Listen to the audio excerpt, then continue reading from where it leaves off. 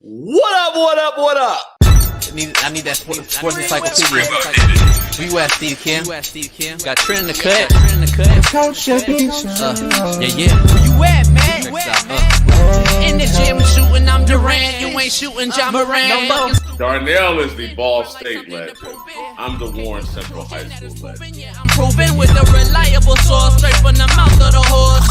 Smitty and JB and Smitty from West Coast to Yost. I love talking ball. It's nice to connect with guys that are like-minded and just are real and genuine. Better stay in your lane. Hop into You are fucking insane. Dude, what? You just will not give this guy his flowers. What is wrong with you? Oh, you must have thought I was a bitch. I am him. Use not it. What's the topic? With your logic when I flow. Big Komodo, I was talking. Gotta get back to letting the baby cry a little bit to see if they can soothe themselves. That's a bar. Issues get pressed so past it don't get sacked like bags and baggage. Smitty and Jason Brown killed it, yeah, it's a rap. We what the game's been missing. We switched it and filled the gap. I identified him after his third fight, and I said that guy should be a star. I'm so proud of the show, bro. The gap. Smitty and Jason Brown. To the Coach JB show.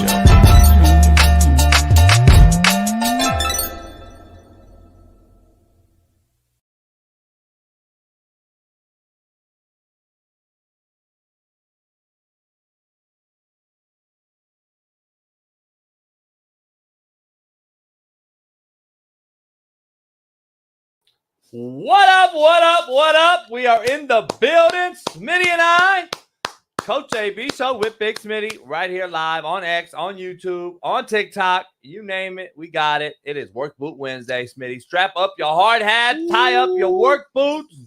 We are in the building on the realest show on Planet ERF. Smitty, I don't know if these cats are ready for winnable.com during the season. They're not ready, JB. Not at all. We're going to have some real cappers on here, some real folks. So head on over to winnable.com/slap-picks and get Smitty and I slap picks, plus everybody else that's on the show, from NFL legends to Jeff Nadu, who's one of the best cappers out there, to Shaun Salisbury, Sean King, you name it, we got it. Winnable.com/slap-picks. Get the first down package today. You can get it for a week, a month, a year. Pound that like, subscribe, and download the Discord app and get Slap Nation as well. Tie it in together with Winnable, and you can talk to us in the Discord every single day. Plus, we're doing a fantasy football league in our Discord, so we'll drop that here in the next week or so we can get that going as well. Yes, sir. Show sponsored by Bet Online, Prize Picks, and Winnable.com. So head on over to all those three places and let them know we sent you. Let's get into the lead-in topic right out the gate. Jordan Love is talking about missing camp until a deal is done. Meanwhile, yesterday, if you didn't know, Matthew Stafford, Super Bowl winning quarterback Matthew Stafford, said, I don't want to miss camp. I'm showing up. I got confidence that a deal will get done to make sense for me moving forward. This is what winners do. Winners find a way. Losers make excuses. I hate to call Jordan Love a loser, but right now at this point in his career, first-year starter last year, had a really good season. They beat Dallas in a playoff game. So listen, he's made strides after sitting behind Aaron Rodgers. I get it. But remember, he hasn't won yet. And this is just his first year. He just got his little diapers wet. Just FYI, Matthew Stafford is all about winning bowls now, rings. He don't care. He's made enough money, but yet he knows the market. Smitty and I argue it every day. He knows the market, understands it, and guess what? The Rams do too, and they're going to pay him. They're going to restructure his deal. They're going to pay him. He's owed $15 million, and then next year they're going to make sure that they get him big-time quarterback money. Of course, if you're going to pay Jordan Love, Trevor Lawrence, all these other QBs, Matthew Stafford should be right in that conversation. I believe everybody would argue that or wouldn't argue it. Also making it make sense, another youngster who has won absolutely nothing, CeeDee Lamb, Smitty, is also a no-show at camp and wants a deal. And Smitty, we all wonder why the Cowboys will always be the Cowboys. Like, make that make sense. Why do the Cowboys always have some major crazy issue right at camp? Remember, camp started yesterday. Cowboys are here in Oxnard, California. Yep. Right up here. And CD Lamb's a no-show. The Cowboys are always the Cowboys. They will always be the Cowboys. That's why Troy Aikman said, I would never play for the Cowboys again on his last year. He even thought he would play for someone else. But he said, I'll never play for the Cowboys. He ultimately retired. That tells you a lot. Jerry Jones had a bad taste in Troy Aikman's mouth 25 years ago, 30 years ago. It hasn't changed. Make it make sense. We're going to dive into it today, though. Matthew Stafford Smitty reports to camp. As mentioned, the Rams and Stafford agreed to a contract adjustment. Brandon Ayuk, after all the offensive offseason rumors and trade requests, drama, reported. He reported to 49ers training camp. He's there right now. CeeDee Lamb is holding out, though. You wonder why one team goes to the playoffs and deep in the playoffs to Super Bowls, and the other team, the Cowboys, are the Cowboys. He and the Cowboys were working on a new deal, but could not come to terms. Of course they couldn't. Billy Napier files a motion to dismiss the Jaden Rashada lawsuit. The Vikings extend offensive tackle Christian Darrisaw to a $113 million contract. Got to protect the blind side, especially if you've got a couple youngsters over there throwing the ball. But before we begin, our main man, Smitty's in the house. We're in the building. Yes, sir. Naptown's Far East Side, 317. LeBron loving. Lamar Jackson loving. LeBron hairline having. Caitlin Clark defending. We're all here in the building. You might have to update that LeBron hairline because your boy just got this fresh cut. Shout out to my barber, Chuck Taylor. And I'm looking crispy. What up, TikTok? I'm trying not to get suspended today on TikTok. So far, so good. I'm trying to get my TikTok shop cracking because I got like 400,000 followers, but I don't ever use TikTok. I'm gonna try to get the shop going because I heard people making money. They're making a lot, thousands of dollars per month. Make some money on with there, way less followers than you too, JB. That's by the what way, I'm saying, so let's keep it clean. Let's not get kicked off. Let's not get reported. Let's see what happens, JB. But I just like getting kicked off. I think. Yeah, but I think that you are the pure example of when keeping it real goes wrong. Yeah, I know you watched the Chappelle Show. You're a big fan. A lot of our young folks go back and watch the Chappelle Show. You didn't have a chance to watch it. They had a segment called "When Keeping It Real Goes Wrong," and it was just a lot of examples when someone was just trying so hard to just stand on their code. I keeps it real. That bitch went to jail for like. And got beat up. Got beat up by the biggest bully in jail. Oh man, she was doing a lot. So we're in the building. Bailey running the scene behind the scenes, and let's get right into it. Quote of the day brought to you by BetOnline.ag. What up, man? The real Coach JB here for the Coach JB Show with Big Smitty. We got a proud new sponsor, of course, for the second part of the year, and that's BetOnline. Continue to be your number one source for all basketball wagering needs, including pro and college hoops throughout the year. March Madness is here. Join us every Monday and Friday with Jeff Nadu as we will pick them and up-to-minute odds, stats, and trends. You can follow your favorite team's path to the playoffs with in-game live betting, contests, and all the best player props. Experience the world's best wagering platform anytime from your desktop to your mobile device. Head on over to BetOnline today. Become part of the team and remember to use promo code BELIEVE, BLEAV, for 50% off plus welcome bonus on your first deposit. BetOnline, where the game starts. Peace. We are back. Quote of the day, JB, and we live right now. So before you even say what you're going to say, I need something so good, so powerful, that it just changes the whole energy of this show right now. The whole show is depending on this quote right here. All right, let's see. Because always in the studio, it seems like, oh, that's the fire. And then at the house, it's like, oh.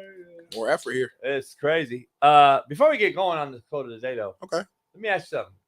The rumor is, and there's a poll out there, that hip-hop and the young hip-hop culture, they put a poll out asking, should they stop using the term pause? Have you seen that trending thing? I have not seen that trend, but I like this poll, actually, because I'm glad you brought this up real quick. pause has been overused in the last 6 months, I would say. Yeah, I don't get it. I never liked it. It's been way overused. Pause been around for a long time though. Like, so what's the replacement? Diddy? I don't like that either. You were a fan of that, but I heard the dude that started that was kind of a cornball, a little lame. Yeah, so I'm not a fan of it. Not a fan of it. Diddy. Is it no Diddy? You know Diddy. Listen, don't let JB fool y'all. He be knowing what the trends are more than me. I don't know what the trends are. And he be acting like he don't know. That's what grinds my gears. Pause. Yeah, I don't know. No Diddy, whatever. Let's get to the quote of the day. Brought to you by Bet Online. All right.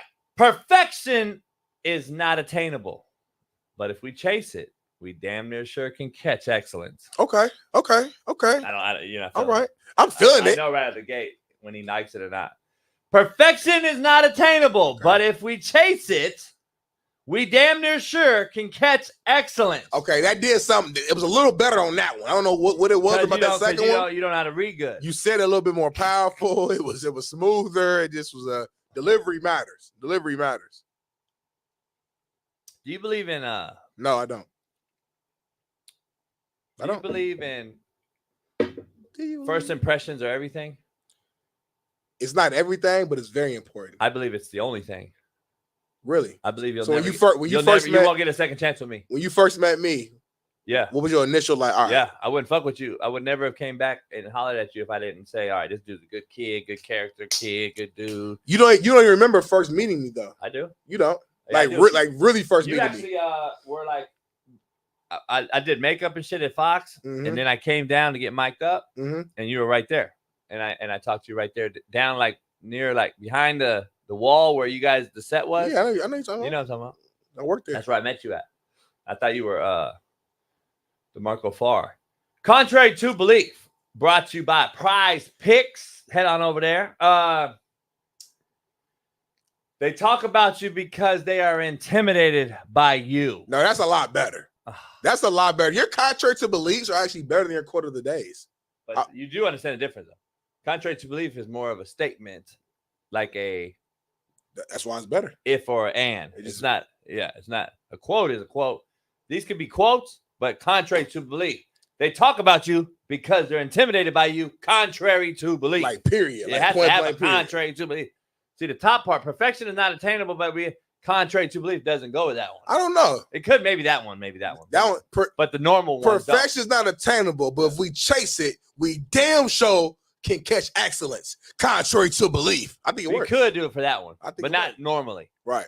Spell show. Spell show because it was SURE. Yeah. But black people shit that show turns it into show. That's how you say it. SHO. SURE is how you say show. But you spell I'm saying it right. But spell it SHO. SHO. I guess if you want to spell it, you want to slang it, but the way you would say FOSHO. For show. Gotcha. Culture. We're hipping you to the culture. Poll question. Let's dive right into it. A little weak ass clap. Poll question. It'll knock you out. Come on, come out like this. I ain't never seen motherfucker form like this. Like fucking weak ass gator chop. Yeah. Like this would actually knock you out though. My hands look bigger than yours. No, they don't. Poll question. Everybody in the chat, drop it. TikTok, you can drop it too with y'all bitches. Poll question. Can Andy Reid be considered the best NFL coach ever if he wins another Super Bowl? Two-parter, which would be a three-peat on top of it. So I don't know how many people have three-peated. The Cowboys won 3 out of 4. They didn't three-peat. Nobody's three-peated ever in NFL history. No three-peats ever. If he's the first three-peat NFL head coach, plus this would be his fourth Super Bowl, sixth appearance, 6th or 7th appearance. 6th, I think he lost against Tom Brady. Lost Eagles. He lost with the Eagles. Lost and then to Tom Brady again. Tom Brady's never lost to Andy Reid. He won 3. FYI. He won 3. Is Andy Reid considered or could he be the GOAT? I'm going to start this thing off and say yes. I think Andy Reid can be considered. Now, I'm not saying he will be. He could surpass Tom Belichick, though. Can I explain why? Yeah, but I'm just throwing it. If he has 4 rings, obviously that's 2 less than Belichick. We get that off the back. Boom. 1 check, Belichick. Boom. But again, you mentioned a three-peat. First to ever do it. Extremely hard to do. That's one check, Andy Reid. You mentioned what? You said 6 appearances, we believe, of the Super Bowl. I believe it's 6. Correct us if we're wrong. Of the Super Bowl. Also went to, I want to say, prior to that, like 3 or 4 NFC championships in a row with the Eagles. I think that's check mark. You got to throw to Andy Reid. If I'm an Andy Reid defender and I'm trying to say that he is the best coach of all time, one of my greatest arguments that I would use in my arsenal is the fact that we've seen Andy Reid be great without Patrick Mahomes. We have not seen Bill Belichick be great yet without Tom Brady. They both have all-timers. Tom Brady is the GOAT. Patrick Mahomes is chasing the GOAT to try to be in that conversation. I don't think Mahomes, just to segue, will ever be the GOAT because he never beat Brady. Right. No, I hear you. I'm just saying, but the narrative around Mahomes and Reid really struggled versus Belichick. That's true. The thing. So but again, even you bring up that Philly Super Bowl, I mean, they're a field goal away from beating Tom Brady and Belichick. Now they lost, but again, the difference is you had Tom Brady. But you can say that about McNabb's a hell of a quarterback, but every Chiefs Super Bowl was a field goal away for the Eagles, for the Niners, you know what I'm saying? But that's why my one thing that's kind of canceling them out. Basically, what I'm saying is, and I'm not saying Mahomes is Brady right now, but I'm taking, you have an all-timer in Mahomes, future Hall of Famer. He's probably going to go down as a top 5 guy, probably in most people's lists. You got Brady, who we all pretty much consider is the number 1 guy. So yeah, those are outlier quarterbacks to where you're going to have extreme success with them. I'm not trying to take nothing away from Belichick and Andy Reid at all, but I'm saying you're going to be pretty damn good every single year if those 2 guys are healthy. So I want to see, what have you done without those guys? We have a larger sample size with Andy Reid of seeing him do things great with other quarterbacks, whether it's Michael Vick, whether it's Donovan McNabb, whether it's what's my guy that was starting before Mahomes in Kansas City?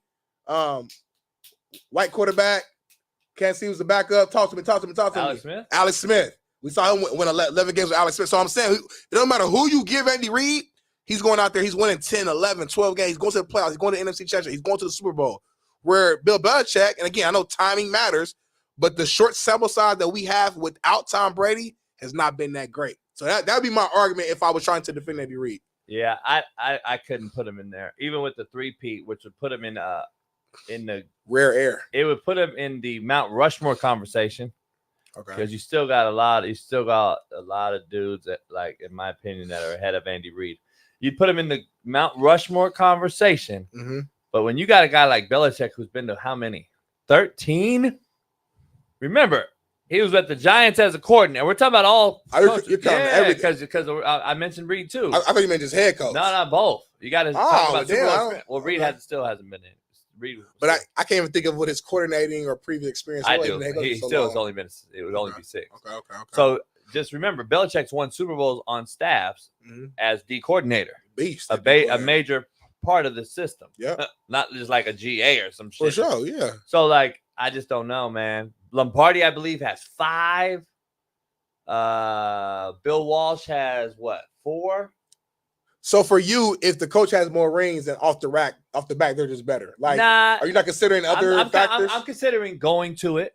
Okay. As a head coach. And like your team and situation. I think everything matters. I told matters. you the Eagles mattered to me. The Eagles roster wasn't even close to this Chiefs built up. Right. Even with McNabb in his prime. That team still didn't have a big time number 1 receiver. They had T.O. at an older age. His leg was broke. Freddie Mitchell was fucking had a titanium shaft. That was his like go-to. Come on, man. They never had a man. Webb was probably with Brian Westbrook in the backfield. Probably. That was even. I don't even think he was on that team. Really? But, yeah, I don't know. All I'm saying is a conversation. Would I put Andy Reid above Bill Belichick? No, I wouldn't, if I'm being honest. I don't know if Andy Reid was the OC for Brett Favre or not when they won. I don't think he was, though. I think he left. When the Green Bay finally won, because remember, when Andy Reid was in Green Bay as the OC, Gruden was the QB coach. Gotcha. And I don't believe they won the Super Bowl.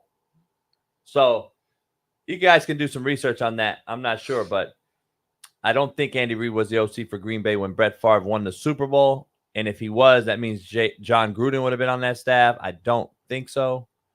But check it out. Because McCarthy was the one that won Aaron Rodgers' Super Bowl. Yep. Okay. So we know they were gone then. I'm just looking back. I'm not Steve Kim, but I'm looking back. I do know a little bit. But Reid may have been on that staff. Maybe he was. Was he the OC? He had to be the OC then. I think that Eagles team, though, was led by Deuce Staley, maybe.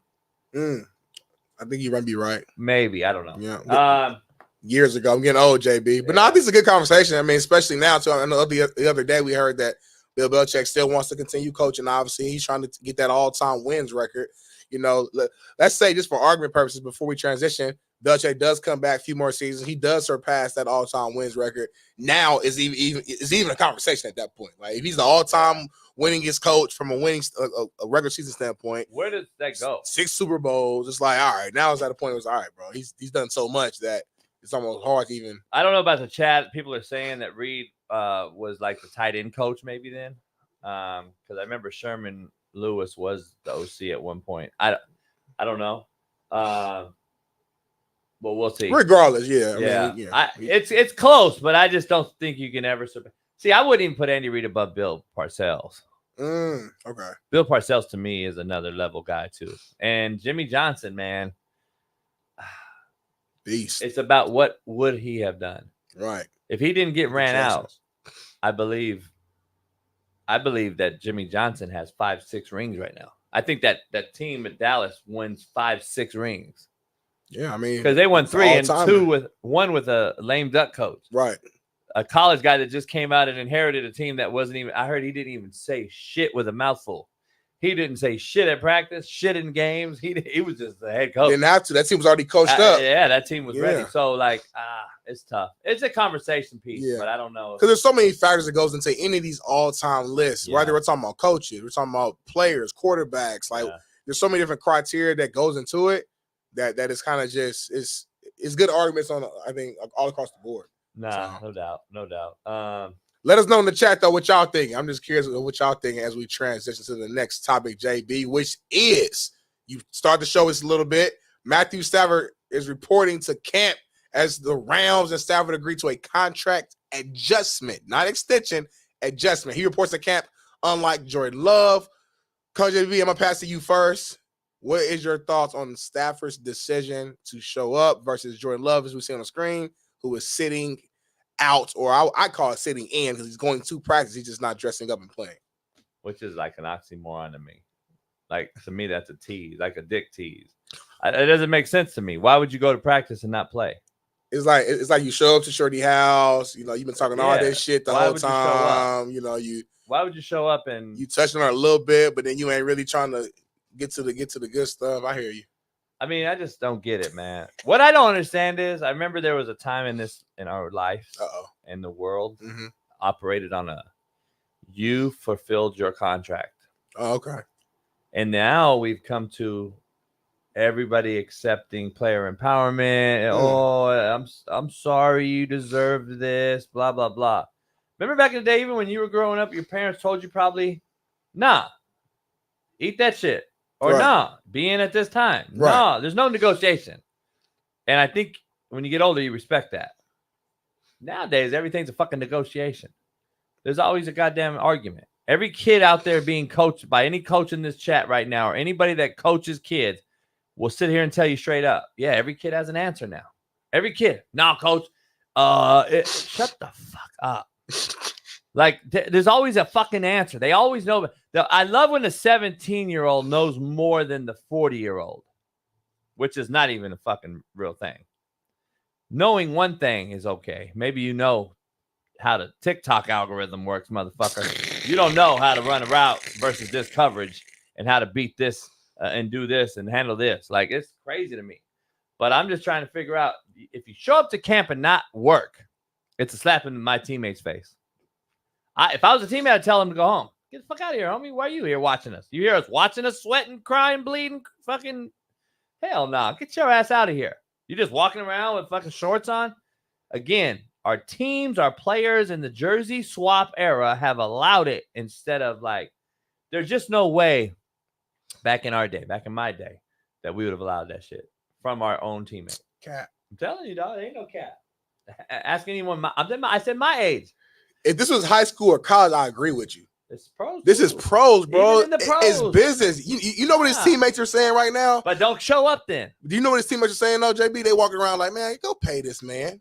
Pay our quarterback so we can go try to go to the Super Bowl. Smitty, for every one of those instances that you just mentioned, there's an instance too where a cat is sitting there like, why are you even here then?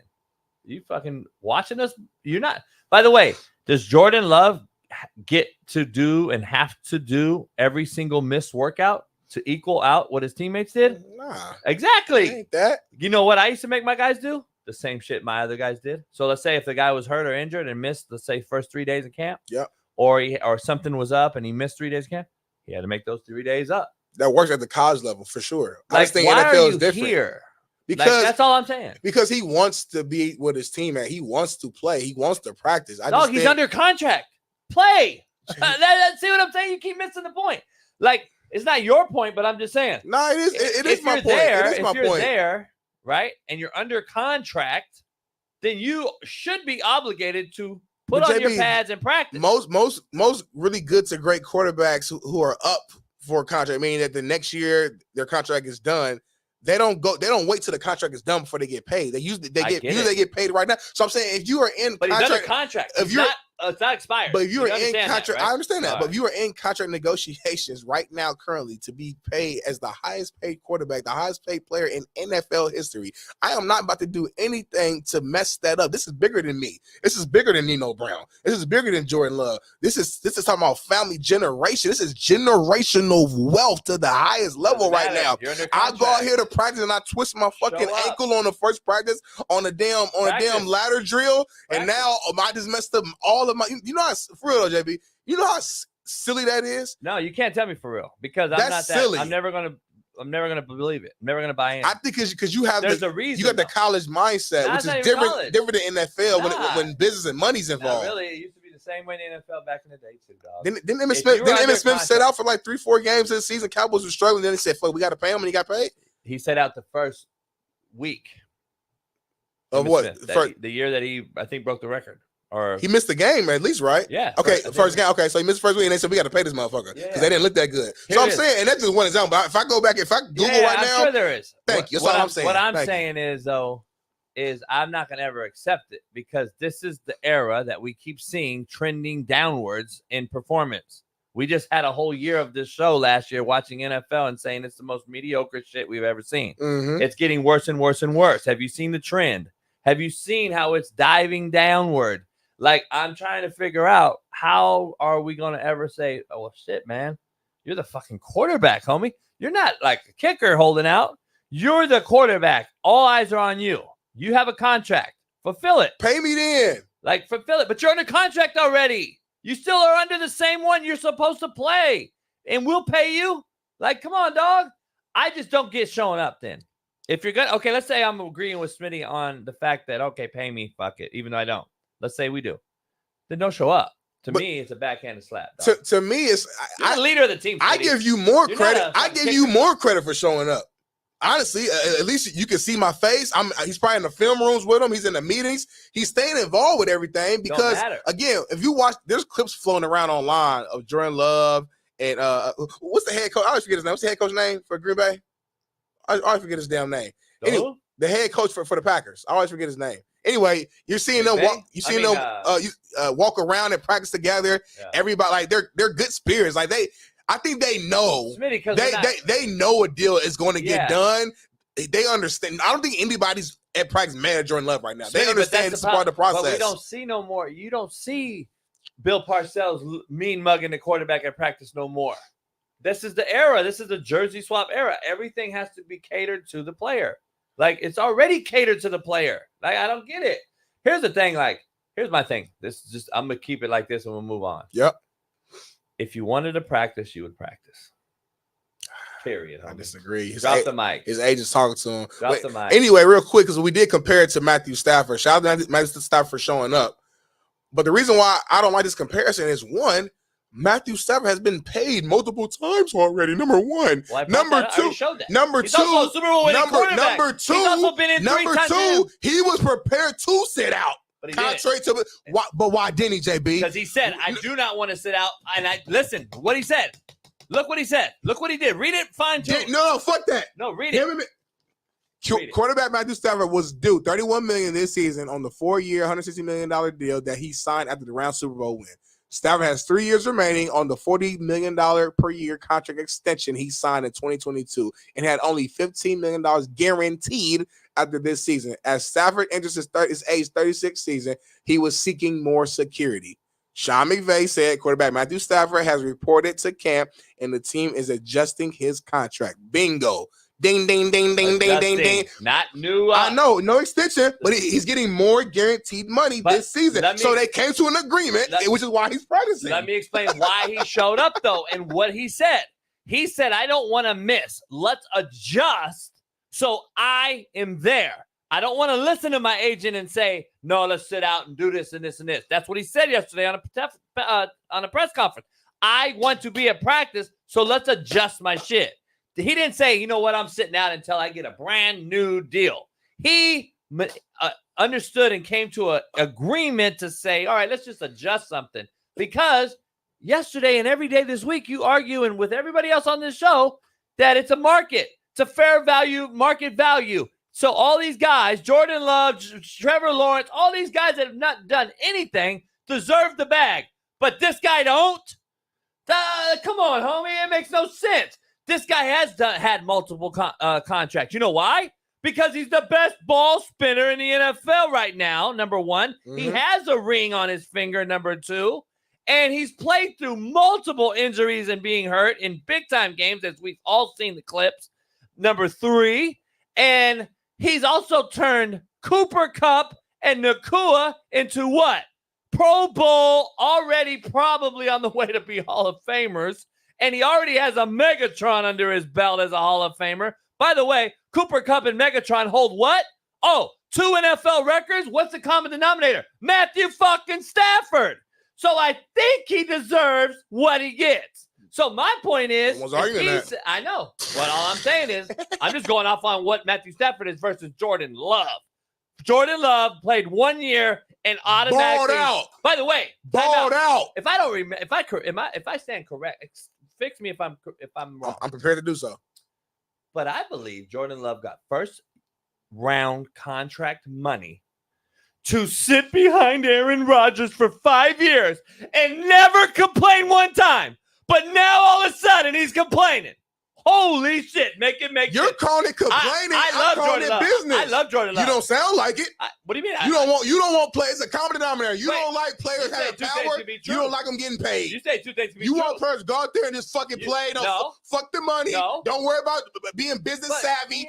Don't worry about none of that. Just go out there and play. If you get hurt, oh well. That's part of it. Like, come on, bro. Make it make sense. Would you tell your son to do that? If you had a son right now if Jordan Love was your son, would you say that? What is the main thing? The main thing, though. The main thing is this. No, it's not. It is this. At the pro level, it is. Man, when you make that much money, Smitty, you know what? Like, you're going to miss Look at this video right here. I wish I could see this. They happy as hell. They walking around. That's good. That's what it's turned to. They ain't even mad. Because that's what it's turned. That tells me a lot. You guys are soft. Look at that. Laughing. What do you mean? Exactly. That's why they'll never win. They're like, man, I need to pay your ass, bro. That's why they'll never win. I need to pay your ass, man. You too damn good, dog.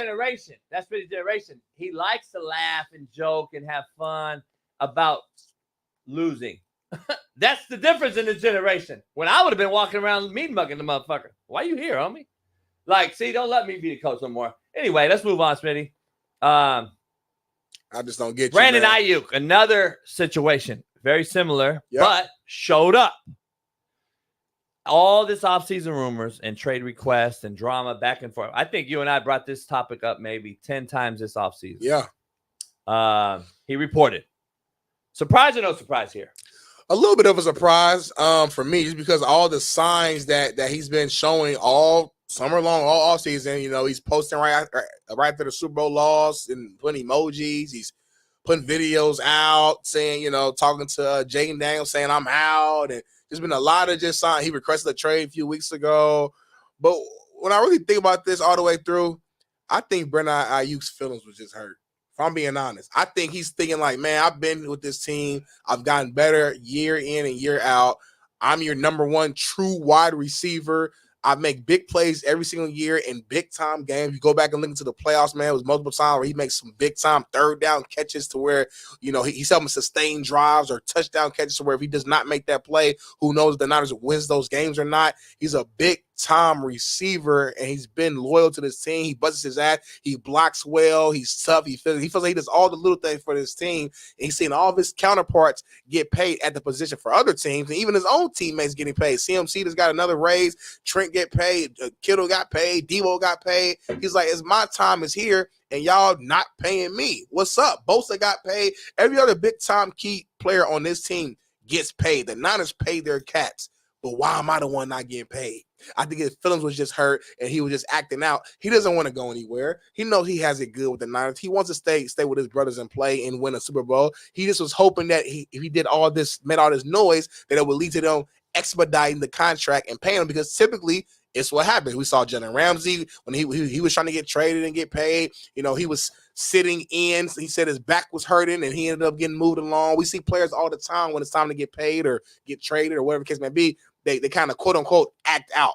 And again, we can judge them and say, oh, it looks bad, it's immature. But at the end of the day, that's the leverage that players have when it's time for them to get paid. So that's the only move they have in their arsenal to do it. So to see him show up, I'm a little surprised, but when I really think it through, JB, it kind of makes sense, man. He wants to stay home, and his feelings was just hurt. Is he feeling hurt because he knows he's a 2 deep down inside? That's what I think. I think he realizes he's a 2. And I also realized that fucking airplane.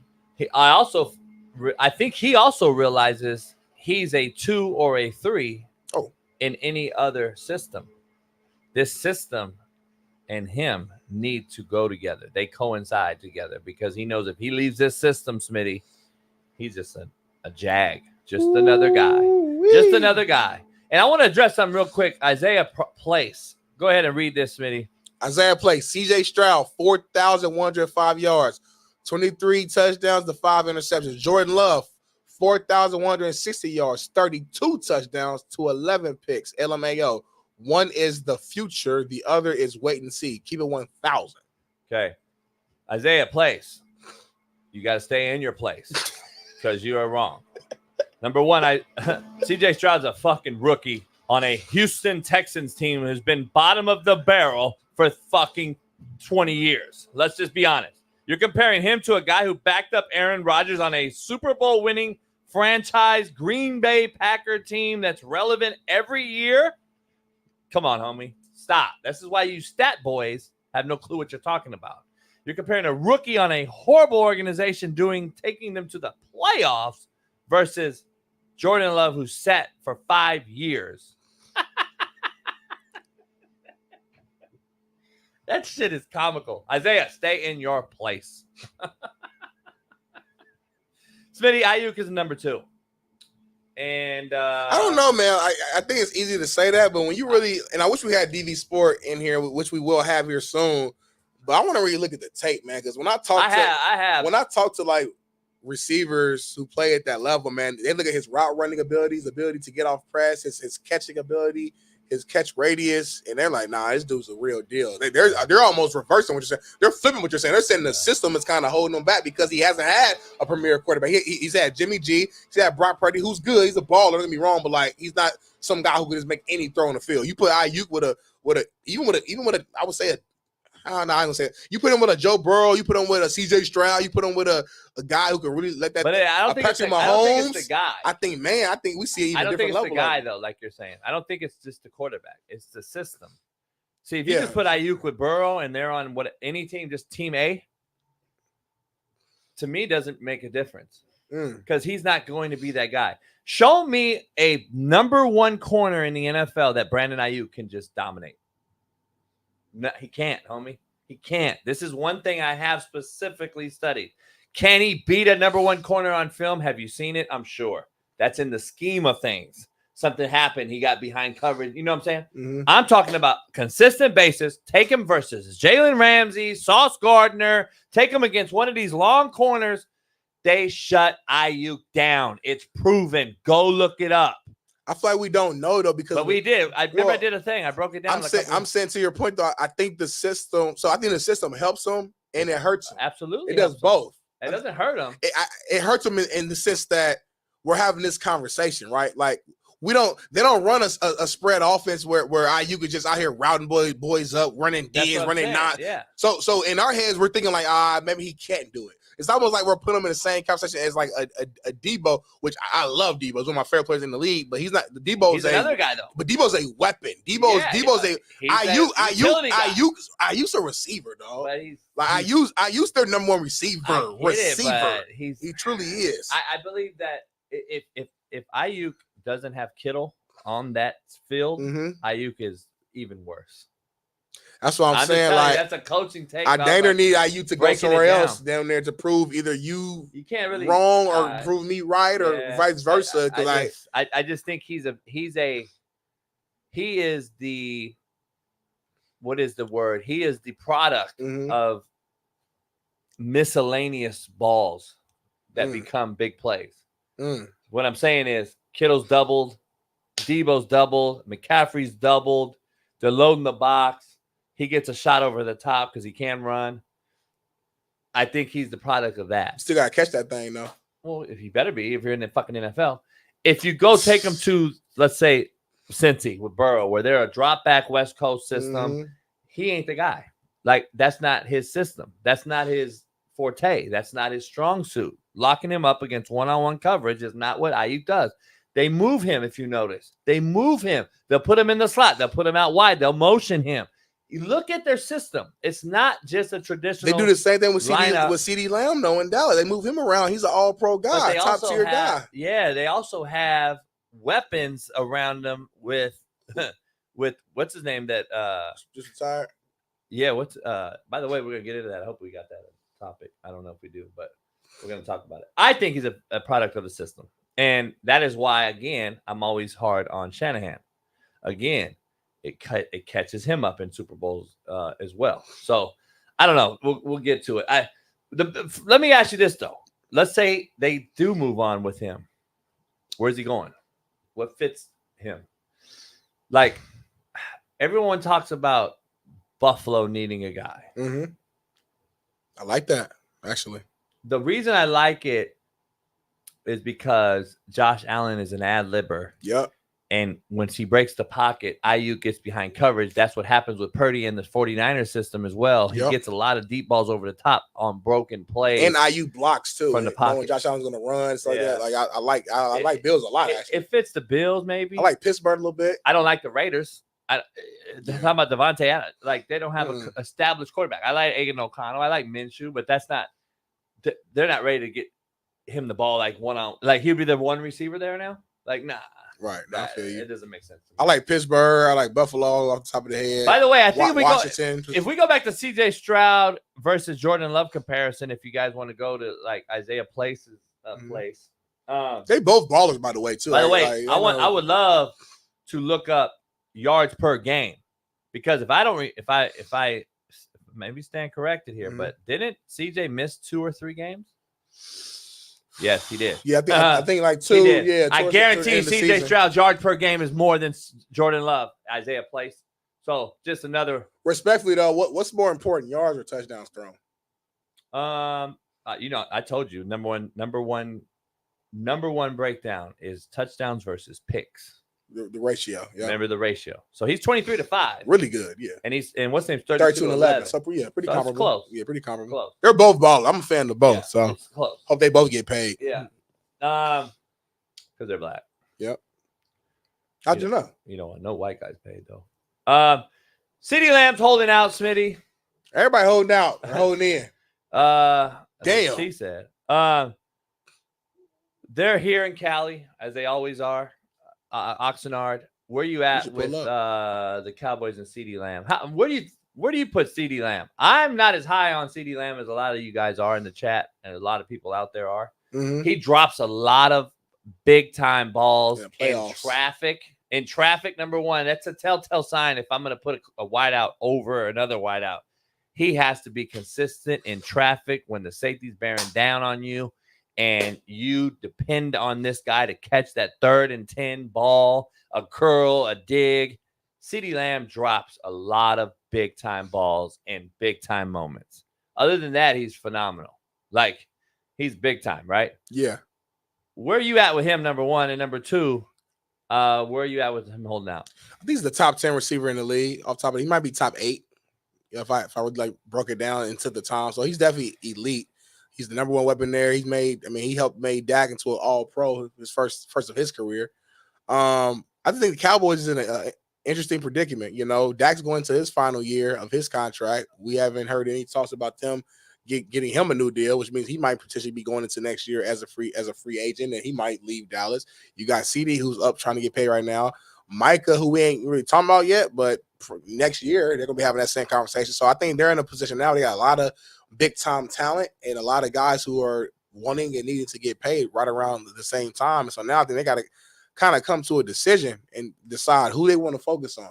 Who's the main focus? And if I'm CD too, I got to be talking to Dak on the side a little bit. Like, hey, bro, what's going on? Because if Dak does leave next year, I mean, yeah, I want to get paid. That's the main thing. But I want to make sure I have a quarterback that can give me the ball so I can continue to get all pro seasons and continue to show why I should get paid. So I don't know. It's a lot to this, JB. Here's where I'm at. You cannot pay Dak, you cannot pay Micah, and you cannot pay CD Lamb all next year. So somebody's got to go. Somebody's going to be a casualty victim. Who is it? Right now, if I was a betting man, I would say Dak is gone. I'm with you on that. I would say Micah's second. You probably are going to keep CD Lamb out of the craziness. Like, if I had to pick a guy out of those three, like, I don't like any of them. To be honest, though, in this league where it's a soft two-hand touch NFL system now that we have with the laws and the bylaws and the rules, I'd probably have to keep Micah. That's the crazy part. Yeah, I'm keeping Micah because for sure. he can That's easy. He can generate drama in the backfield by beating a tackle. He literally has changed games and won games at his position, where CD is a dependable position. If you don't have the right quarterback, then he can't really eat. Yeah. D. Jones said he can name 10 wideouts better than CD. I kind of agree, but I would love to hear your 10. Smitty, can you name 10 off the top? You think no order is off the top of the head. Justin Jefferson, Jamar Chase, Devontae Adams, Tyreek Hill. I would say AJ Brown. I would say that. This is where it gets a little hairy. Who's the other Eagles wideout? Devontae Smith. He's not better than. Help me out right now. Help me out. What you thinking? Nakua? Already? I need more. Maybe though. Cooper Kupp? More. Cooper Kupp went healthy. I'm gonna throw Cooper in there. Mike Evans? Keenan Allen?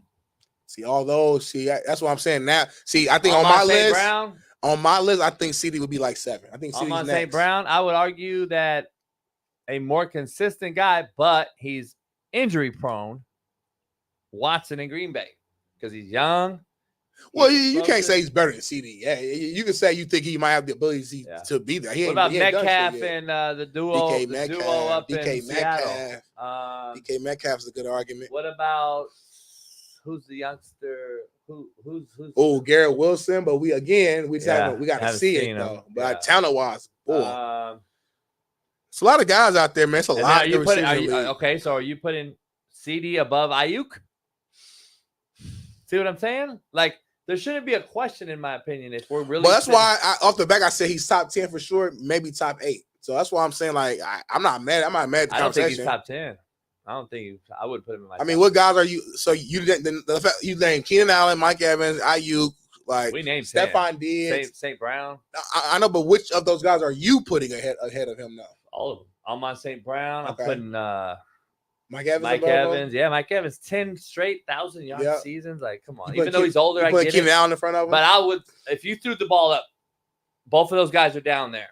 Mm-hmm. Who do you think's coming down with it? If you know, in the Dallas game, you threw one up over here, and then in the Tampa game against another team, the same game. Well, we saw Mike Evans do it at the Super Bowl, the highest level. So, Mike Evans, I'm taking Mike Evans all day long. Yeah. Justin Jefferson, I'm still taking Coop.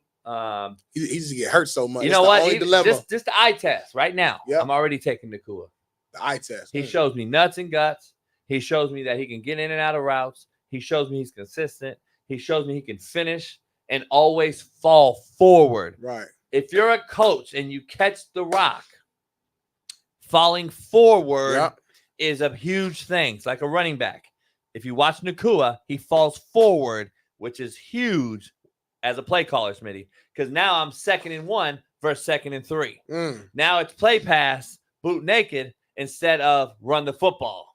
Right. So like Nakua always, in my opinion, would you argue? I would argue, to be honest, both Texans receivers, my kid Tank Dell and my boy Nico.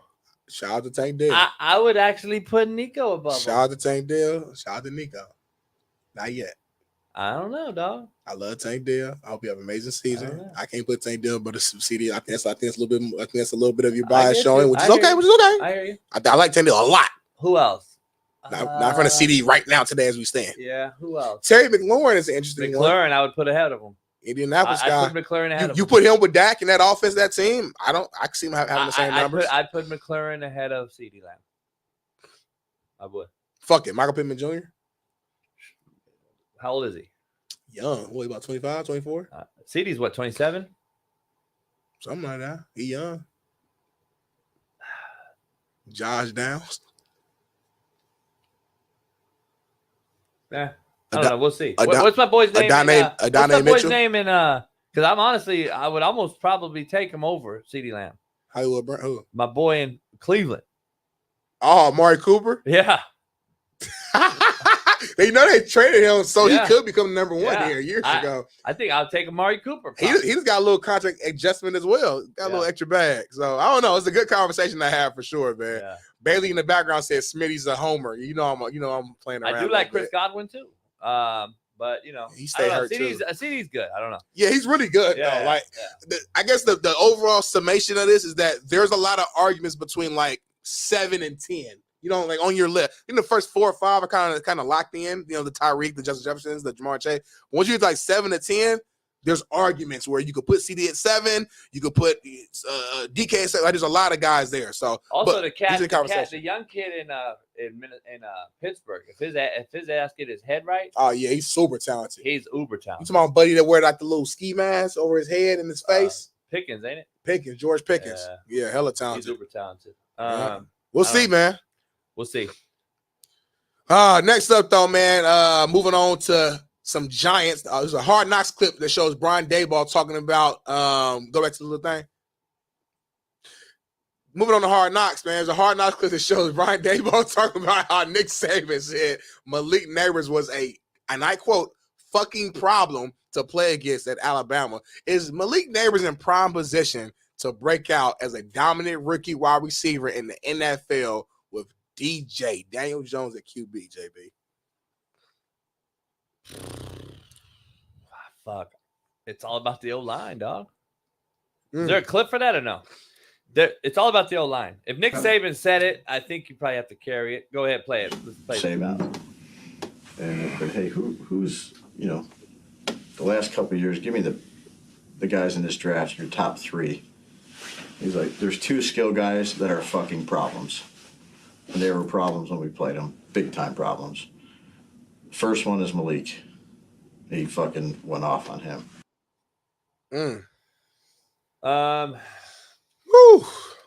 I listen to coaches talking. To me, it doesn't even it's like it's just normal. It's like, what you mean? It's just normal talk. I'm curious though. Because I'm hated on and I'm frowned upon because I cuss. If you haven't watched, the GM, the assistant GM, the head football coach, Daboll, Nick Saban said Malik Neighbors is a fucking problem. Have you not noticed? Do they get the same hate because they cuss? What's the difference? I'm just gonna just throw away all the other shit. All right, let's do it. The coaching cussing part, because that is specifically though what I am looked at. Can we have a real conversation? You my boy. Yeah. You my boy. You my guy. Die for you, JB. Yeah. It's not about just cussing. Yeah. It's how you cuss, the context of cussing, who you're cursing at. What did you say? There's a clip, and I don't have a problem with it, but I can see how next year's I have a problem with it. There's a clip of you on Netflix.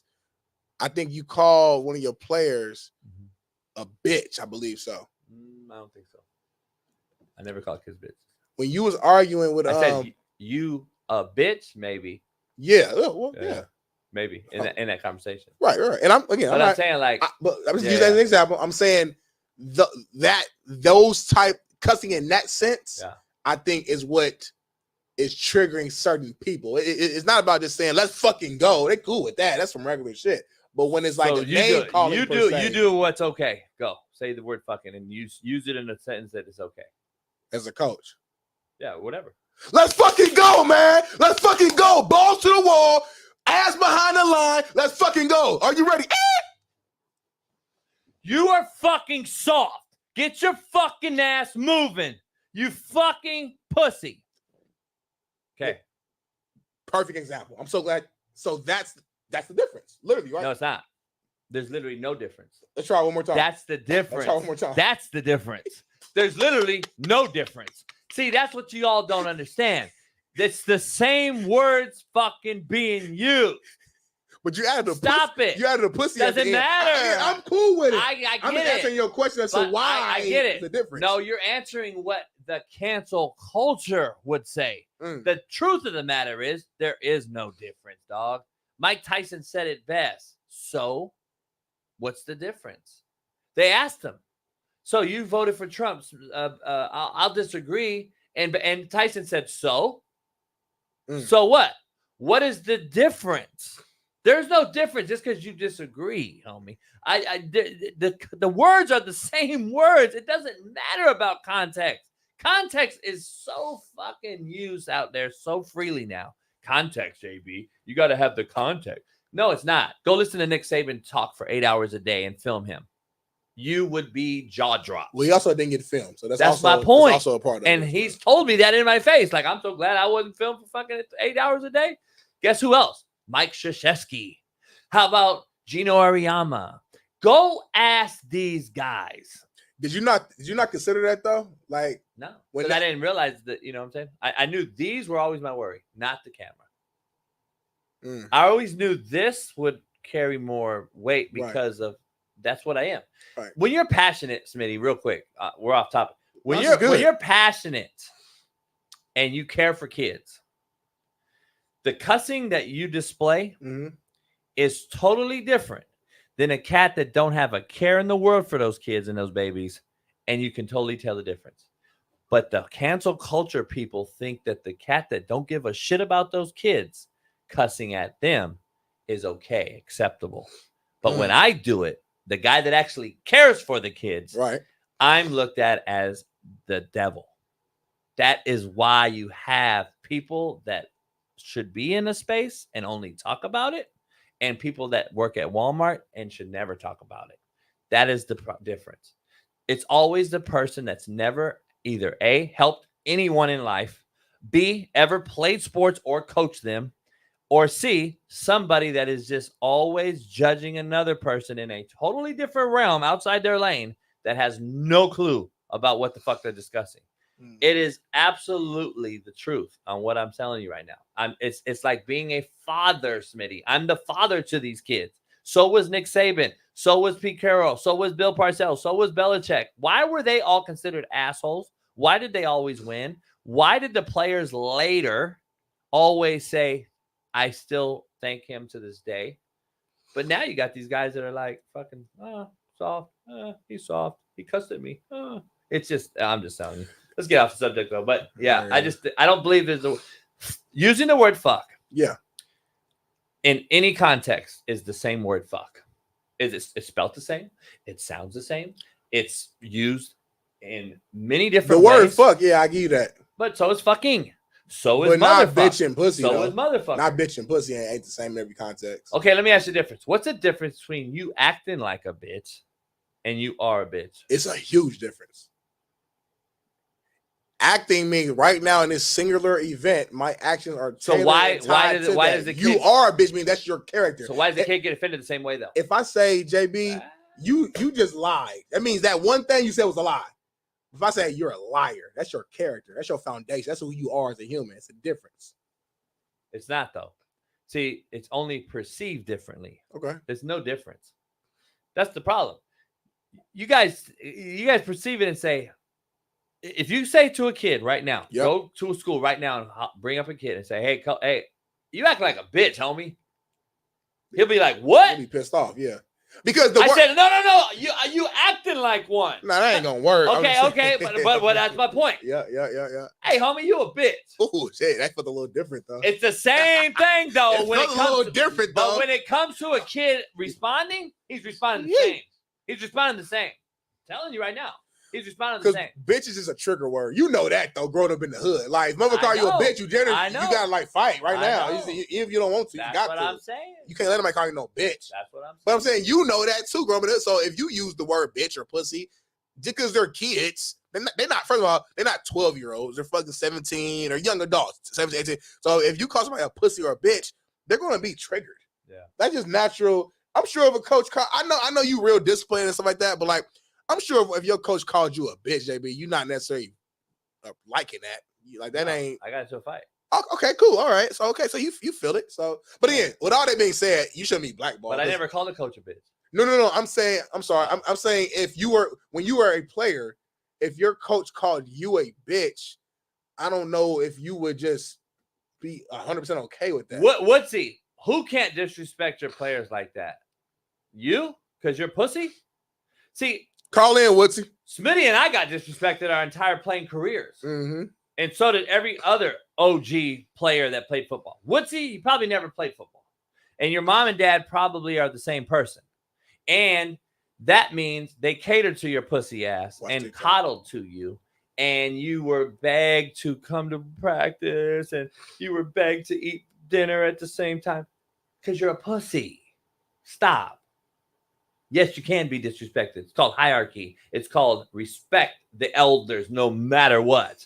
That's gone out the window. Y'all don't understand that no more because you're soft.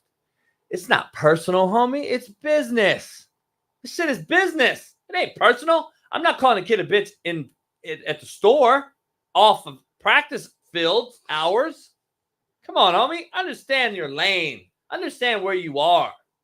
Are you literally blackballed though because of cussing? Yeah. Is that literally what? Why not? So you have a coach. No, I'm just saying. I don't know the full scope of everything. Yeah. So I'm like, damn. So like, you're literally not. You haven't had an opportunity, a head coach opportunity, because you cuss. It's everything. It has to be more than that. It's everything. It's how Netflix. First of all, I'm on a show that 400 million people watched. Right. Boom. So you saw everything in that, right? Yeah. Cussing. The whole shit show, how they edited it. It looks like a cluster of drama. Right. Which sold number one show. You compile that with how I am and how I am. Yeah. Meaning I haven't changed one bit since the show, right? Right. Probably is a telltale sign that that's probably who the fuck I've been my whole life. I don't know. What do I know? But anyone that knows me my whole life will say, that's JB. That ain't no crazy shit. That's normal JB. Right. I think you've heard people come on my show and say it that have known me forever. That's just who I am. I'm always that same guy. So guess what? So to your point, to your answer your question. So if I'm still doing it and they saw it, that's who I am. Now they're like, oh, this guy's crazy. He is crazy. But how could this crazy guy coach for 20 years prior, send 250 kids D1, 28 to the league, and have the highest graduation rate? Nobody gets arrested. Nobody gets all this shit. But now I can't coach all of a sudden? So I could get hired for 20 years and coach and be fine. But as soon as you get on camera, make it make all sense. That change. I hear you. I believe it's just becoming, it's all about creating boys and turning them into men. We don't do that no more. The norm now is, Smitty, be soft. Beg and plea with your players. Be on the same level as the kid. That is what you guys accept now. That is what this generation has accepted and allowed. Coaches have allowed it. Parents have allowed it. Now kids are actually doing it, and now they're on the same level. And the kids think they're on the same level as their daddy, the same level as their coach, the same level as their teacher. It is evident, Smitty. This isn't a debate. This is evident. Look at how kids are arguing. Look how kids treat teachers in the public space. Look how kids teach elderly folks in public. Look at how these kids are hitting women. Look at what is happening. It's not like a fucking, a big old secret. Like, this is what's happened. Like, this has changed the game. And now they don't want that guy to come in there and ruffle the feathers and be the guy that puts their daddy isms on these kids no more. They don't want that. But you know who wants it? The mamas. For sure. The mamas want JBs to coach. Keep them safe. The mamas want JB to coach. I get hit up by mamas every fucking day. Coach, why can't you coach my kid? Why can't you coach this team? Why can't you coach this team? They need you. The mamas know. Because number one, if you're an inner city mama, by the way, you probably don't have the daddy in the house. Unfortunate, that's just stereotypical, but that's stereotype. That's what it is. If you have that going on and you have that issue, guess who wants the daddy role? Guess who wants that father figure? The mama. The mama wants a father figure. You know how many mamas told me, yeah, Jermaine Johnson's mom, put your foot on his motherfucking throat, coach. You ain't got to ever call me, and he knows he can't call me if you rip his ass. Guess what? He made the fucking NFL. Guess what? He's a first-round Pro Bowler, too. Like, it's ironic that a mama got it and let me father the kid, and now the kid made it. How ironic. How many, 28 of those other guys did the same thing. So, I don't know. It is what it is. That's real, man. Well, to answer the question, yeah, I think Malik Neighbors can be a big-time wide receiver.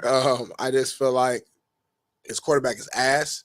I don't think so. I think it comes back to O-line. It's going to be tough for him to, maximize his talent with Daniel Jones at QB. So hopefully next year I think it's O-line. he gets Dak or somebody like that, and we can see his full true colors. But I think it's O-line, to be honest. All right. Well, let's move on, though, to the next topic at hand. Greg Schiano says that Rutgers belongs in the Big Ten. Is there a video we got? Is there a video, Bailey? Let me know right now. Is there a video, Bailey? Let's play this thing right now. With Tim Pernetti after our radio show. He was our host, and I said, we don't belong in this league. He goes, where do you think we belong? I said, we belong in the Big Ten. And that started a 10-year, which turned into a 13-year quest to get there. And I just felt we belong there academically. We belong there the kind of university we were and athletically. And it's great to be here. We're blessed to be in the Big Ten. Well, Rutgers showed it belonged last year, 7-6, pinstripe bowl win. You return a majority of your defense. The offense was where some of the issues were last year, 124th in the pass game. What can Ethan Kaliak-Manis, the Minnesota transfer, do to rev up that offense, Greg? Well, I think he will. I think Kirk Shiraka and he have a great bond. I think he understands what we're doing. The biggest thing we got to make sure don't turn the ball over. What's your thoughts on that, JB? Rutgers Big Ten. Not a Schiano fan. Why is that? Never really done shit. He's been the head coach forever. He's been a head coach, I think, what is this, his second or third tenure? Like, he was a failed NFL coach. He's failed as a coordinator. He's been under great head coaches. Again, he's a good old boy in the network. He's in the system. He's in the circle. And I need some context. Fired, I need some context. So anyone else is fired out, though. Why are they having this conversation? Aren't they? Are they talking about Rutgers like getting demoted, so to speak, and going to like a weaker conference? Yeah, he thinks they're better than they are. Rutgers, homie. Got you. Yeah, what the fuck has Rutgers done? They ain't really been good since I can't really remember. Do you remember the last time they been like legit contenders? Back in the 90s, they had a couple good runs. That's before I was born. I was born in 94. They had a couple good squads. Was he there in the 90s? No, but fuck, man. I mean, shit. You guys should be in the fucking MAC. Nah, they can't compete in the MAC. That's one of the top tier conferences as well. They probably got to go. Go to the fucking MAC. Talking about going to the Big Ten? Why you keep saying MAC like that? The MAC. You saying it with like so much like who's the MAC? Like you got too much C on that MAC. The MAC. C killer. MAC. All right. The MAC got some dogs. MAC is garbage. Khalil Mack. Yeah, the MAC Mountain West. Jonathan Newsom. They should go to the Mountain West. Your favorite player in the league, Eastern Michigan guy, the MAC. Yeah. What's his name? My boy. What's his name? McDermott. What's his name? God damn. Tat it up. Huh? Defensive end. Oh, Max Crosby. Okay. I'm talking about the head coach. It's about Max Crosby, bro. Yeah, I know, but the head coach at Eastern Michigan is my boy. Well, I ain't talking about the head coach. I don't know. He was just on Max Crosby's show. Well, I don't know. I'm talking about Max Crosby. I'm talking about Khalil Mack. I'm talking about Big Smitty. I'm talking about Jonathan Newsom, who's been on our show. I'm talking about Willie Snead. I'm talking about these are real Mac guys. Yeah, I'm sure. We got dogs every single year. You can name 8 guys every single conference. year. We've had but we have first rounders. You can name coming from the Mac O line every conference. I can tell you have no experience with the MAC. The MAC's the worst conference in college football. No, it's not. Right? No, it's not. What is? The WAC. That's close. The top team in the WAC for a long time was Boise State. They would have beat anybody in the MAC. That's cap. No, it's not. Who's going to beat Boise State when they're both for good? Who's going to beat Boise State out of the MAC? What year was Boise? Like what year? What range? Shit, they were fucking good for 20 years. Okay, so I would say nobody in the MAC ever was going to beat Northern Boise Illinois. State. No, they were not going to beat Boise State. Toledo. No, they were going to beat Boise and then State. between 07 and 11, I would say Ball State. Stop. When Nate Davis was there with your guy coaches. Who's going to be a good Fresno State team? Who's going to be a good Fresno State team? I just told you the teams, bro. No, they're not. Even Nevada. NIU had a Heisman candidate, bro. Even with had a Heisman candidate, even when Nevada had Kaepernick, nobody in the MAC was going to beat Nevada. You're just talking out loud because it sounds good, bro. I'm telling you what it is, bro. Seriously. I'm telling you what it is. Even Hawaii back in the day would have been. Ben Roethlisberger's a MAC guy. Are you kidding me? And are you kidding me, bro? Antonio Brown's a MAC guy. James Harris is a MAC guy. Yeah, Miami, Ohio's only going to beat no Fresno State. The team's almost beat fucking national champion SC. All I'm saying is, come on. Thank you, Canes Hats Heat 305. NIU was a real team. NIU was the real deal. Toledo's real deal. Ball State at its peak, real deal. God, stop. See what it is, bro. You guys are crazy. The you don't know Mac, bro. You're homerness. You know football. JUCO. You know JUCO. Stop. You know JUCO. Oh. If we was arguing JUCO right now, I would sit here and be quiet. I would take notes. When I'm talking about MAC football, you sit there and you take notes and you listen to what I say because that's your experience is your expertise. Shout out to Marcellus Wiley. When you talk JUCO, I sit and I listen. When I talk MAC, you sit and listen. Homie. Like I don't know football now. I didn't say that, but you don't watch MAC. You don't watch MAC shit. Shitty. Okay, the fact you think that show that you don't watch it. You got one player that comes and you out disrespected my name when you said that MAC is shitty. You disrespect my name when I don't know football. Are they not Division One? Are they not Division One? Yes or no? Is the WAC? Did I not have a full ride fucking scholarship? Didn't pay no bill? Didn't make one payment? What does that have to do with you? What is that? What do you have to do with beating fucking Boise State or because Fresno? motherfucker, if I said you don't even sound right. If I said Compton was shitty, which I'm not saying, but if I said that and you from Compton, you gonna feel offended. So if you say the MAC is shitty and I played in the MAC, I'm gonna be offended. I said they're the worst conference in the country. That's all. If I said JUCO football is just shitty and it's filled a low tier players, no, you're just talking. Then what does that mean? I'm actually talking facts. You're talking. You're just talking shit to try to get back at me because you feel bad. I don't feel bad. I felt amazing today. Got a haircut. Got my 2 chains. I mean, you're mad. You're mad, so you try to just talk and just ask the chat, my man. I've never once been mad on this show. Never been one moment. Smitty, Bailey, let's show it. Big Ten preseason media poll. Media's out right now. They're at Media Day. The Big Ten preseason media poll's out. Let's agree to disagree. Who will be better than people think and who is overrated? Yes, sir. Let's show it. Who's going to be better than people think? Who's overrated? UCLA is going to be a lot better than what people think, man. Got all my brothers there. UCLA, they got all my brothers there coaching. And I'm a believer in what they're building there. UCLA, I think they're going to turn that thing around. I think they're going to be a lot better than what people think. Don't be surprised they're, in that top 8 range, So that's the one team for me that sticks out. What about you? So UCLA is the only team? And you know football?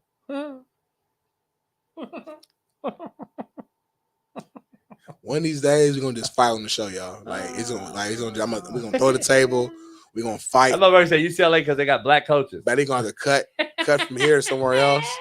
Change the game. Oh, like I said, UCLA because they got black coaches. It's a racist show. RACCCISS. I still ain't heard your take. You ain't said nothing yet. I think Wisconsin's gonna be worse than they are. Why? Because I don't like Luke Fickell. That's personal to me. Personal is personal. Okay.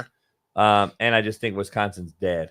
I don't believe anyone of significant star power from high school, portal, JUCO wants to go to Madison fucking Wisconsin and play football. Period. I just think it's a lost cause. This isn't the Barry Alvarez led team that used to love to ground and pound, play for Rose Bowls every year. See, I'm giving you real content. This is a real analyst talking right now. All right. Wisconsin's dead in the water. Ain't Luke Fickell the former head coach at UC? At Cincinnati, yeah. Who went like undefeated a few years ago? Who I kicked out of my office. So why do you? So let's get to brass tacks. So that's the real reason why you're not appreciating Wisconsin. Why don't you like Luke Fickell? And don't hide from it. Tell us the real. This the real show. Why don't you like Luke Fickell? Why do you kick him out? What do you do? He did dirty max on a kid that I took from Cincinnati, a running back that ended up playing at Utah later, got drafted actually. Okay. He wouldn't help me get him when he was at Utah when I knew he was already leaving because I'm the best recruiter in the country and I already knew this. Luke Fickell lied and tried to act like he wasn't leaving. Then he did finally leave. It blew up. It was already all over the news. Luckily, me being who I am, the hustler, the cold recruiter I am, I already had the kid locked down, even though Luke never knew that. Luke shows up to my office and acts as if he helped me get the kid. And he's like, oh, can I talk to him? And no, you can't. Can you keep him off your recruiting list so no one else knows? And I want to bring him back. No, I can't. Because if you would have placed him with me, then I would have left him off my marketing list. Since you didn't place him and you gave me a big old fucking shit sandwich and I had to go around about ways to sign him, now he's open water. He is free game. He is green light go. So get your fucking ass out my office now, you fucking shyster. That's what these cats are. A lot of them are shady fucks. And Luke Fickell's one of them. So I'm trying to get Luke on the show. He won't come on the show. Promise you.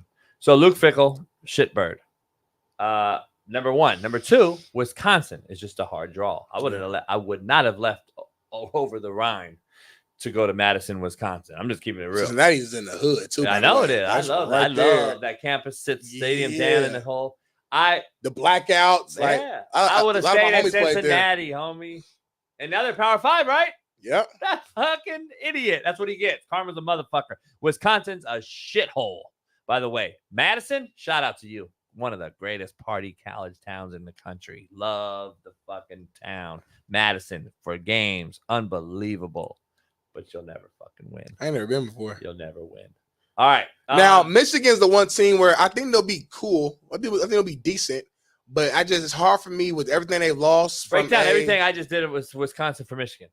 Give me a whole rundown. Brand new head coach. Harbaugh's, I think, is one of the all-timers. Shaun Moore, I know he's a friend of the show, and he's a guy who used to coach in the MAC. We got to get him on before this. Contrary to belief, I'm praising him. I'm saluting him. I hope he does well. But just regardless of the head coach, it's a transition. It's a big transition from one philosophy, one guy to another. Then you think about all the seniors and the vets they lost to the league, and J.J. McCarthy and the running back, a couple of linemen, a lot kind of moved and shifted. Now Michigan's always going to kind of reload and be a good team in the Big Ten. I mean, in the Big Ten, but top four, I don't know. I think every year there's always like a team that surprises folks. Again, UCLA, the team for me that stands out as a possibility. SC, I don't like SC right now. The only thing that's benefiting Michigan though is that I'm looking at the rest of the league and I'm like, IU, nothing there. Purdue, nothing there. Northwestern, nothing there. Illinois, nothing there. Minnesota, rolled the boat, nothing there. Like Washington, maybe. I can see Washington, maybe, but they lost a lot too. Like the conference, as I'm looking at it, ain't as deep as we. I think maybe we think. You talk Big Ten, they're kind of top heavy, right? Am I tripping? You got Ohio State, Oregon, Penn State, Michigan, Iowa. Let a real analyst take over. All right, thank you. Let's separate this. Okay, please. Because over the last however many years, Iowa represented the South, West, however they break it. I think the West. Remember they changed the names to fucking a couple years ago. What was it like? Big Ten was power. Remember there was all these names they had? Yeah. Remember the fucking names? What were those names? Anyone remember the names? It was such a fucking idiot. I think it was the right and the left.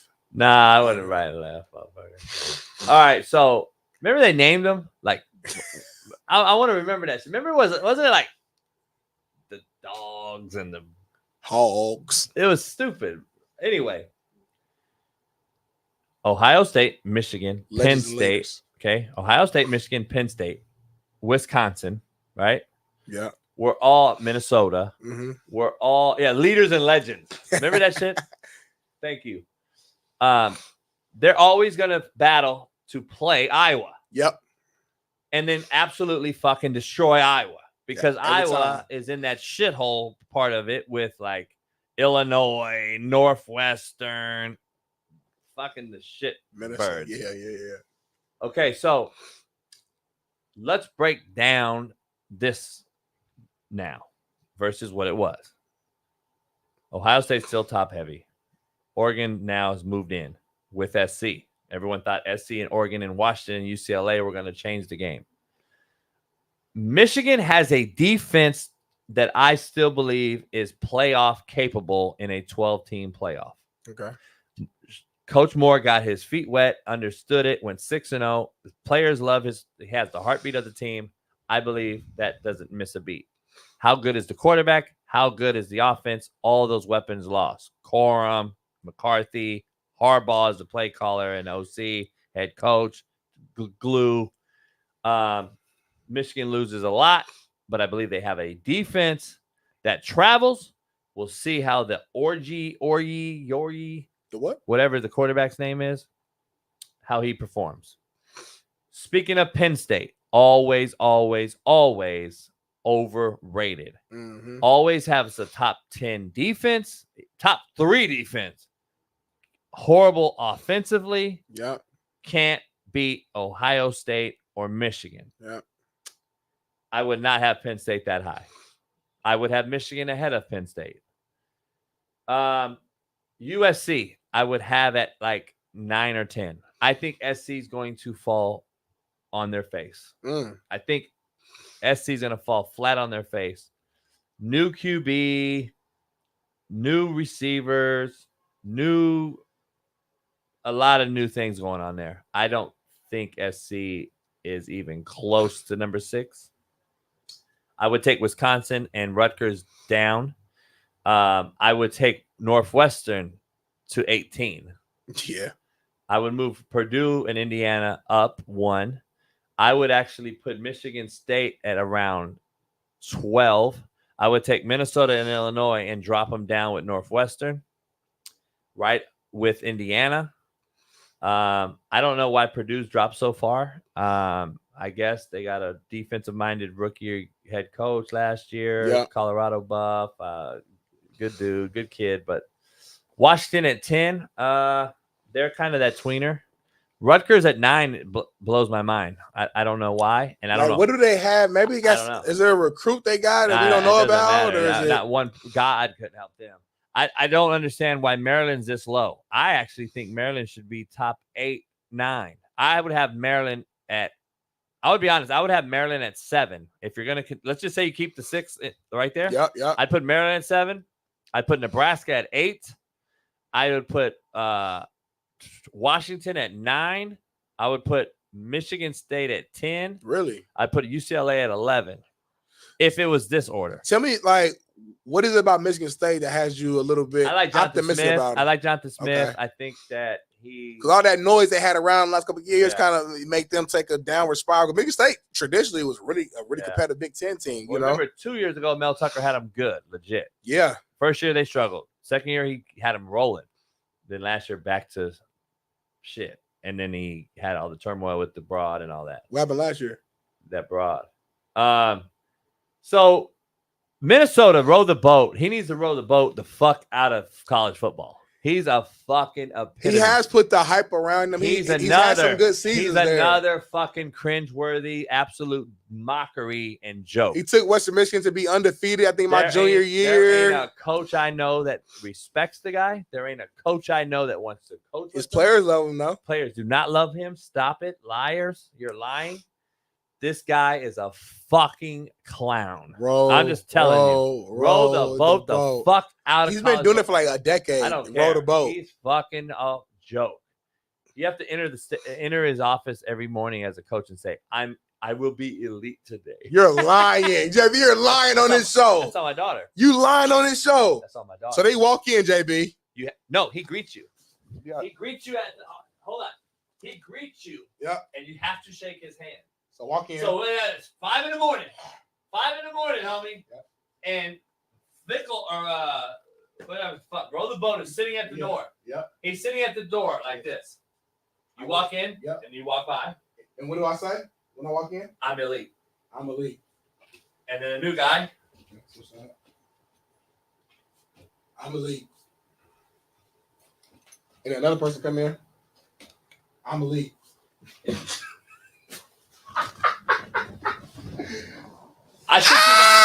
I shit you not. I want to call a call. Because he's not coaching right now.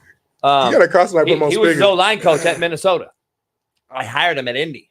Oh my god! Because he left. Because he fickle or what's his name? Rowed the boat. What's Row the Boat name? Coach Row the Boat. Yeah. He kept him for spring and then fired him. And then brought another guy in. So I hired him as my O-line coach for the season at Indy, my first year.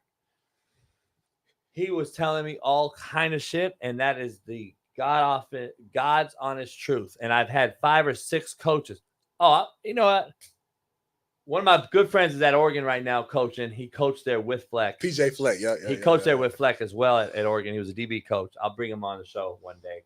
Very well-known guy. But he'll tell you the same shit, dog. It's an absolute mockery up there. It's a fucking joke in that office. I'm telling you. That's hilarious. It's a cringe as cringe get. I'm elite.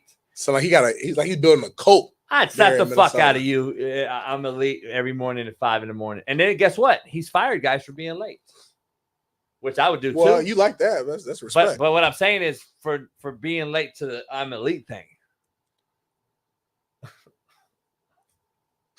Look at what the motherfucker wears on the sideline, homie.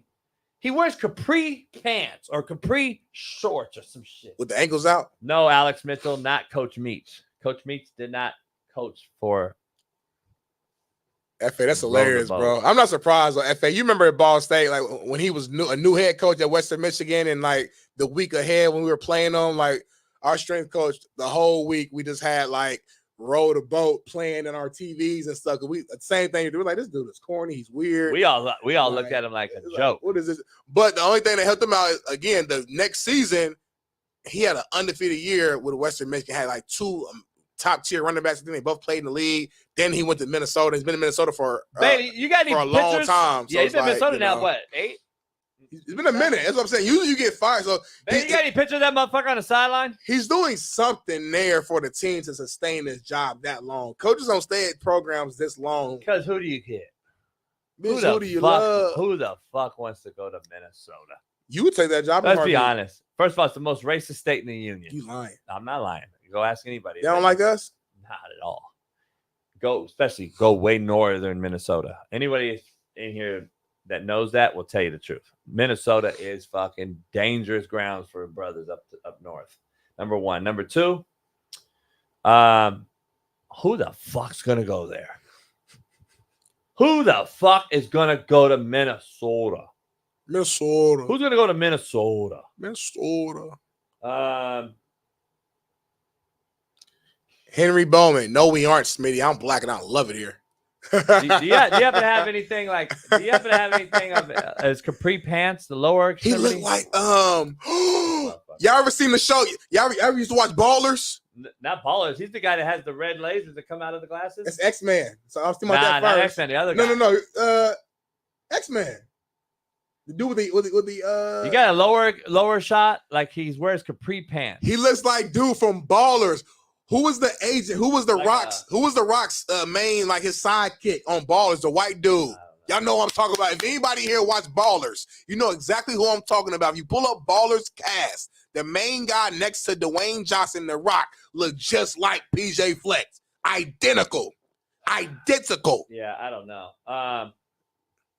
Minneapolis is black, number 1. Yeah. FA. So yeah, of course you're cool, motherfucker. And Joe Accord's cool in Minnesota because he's Joe white. Accord. He Joe Accord. He go all the way up north. He checked the weather. That motherfucker go way up north. Joe Accord go up north in the shit and then say it's beautiful in the fall. He from north.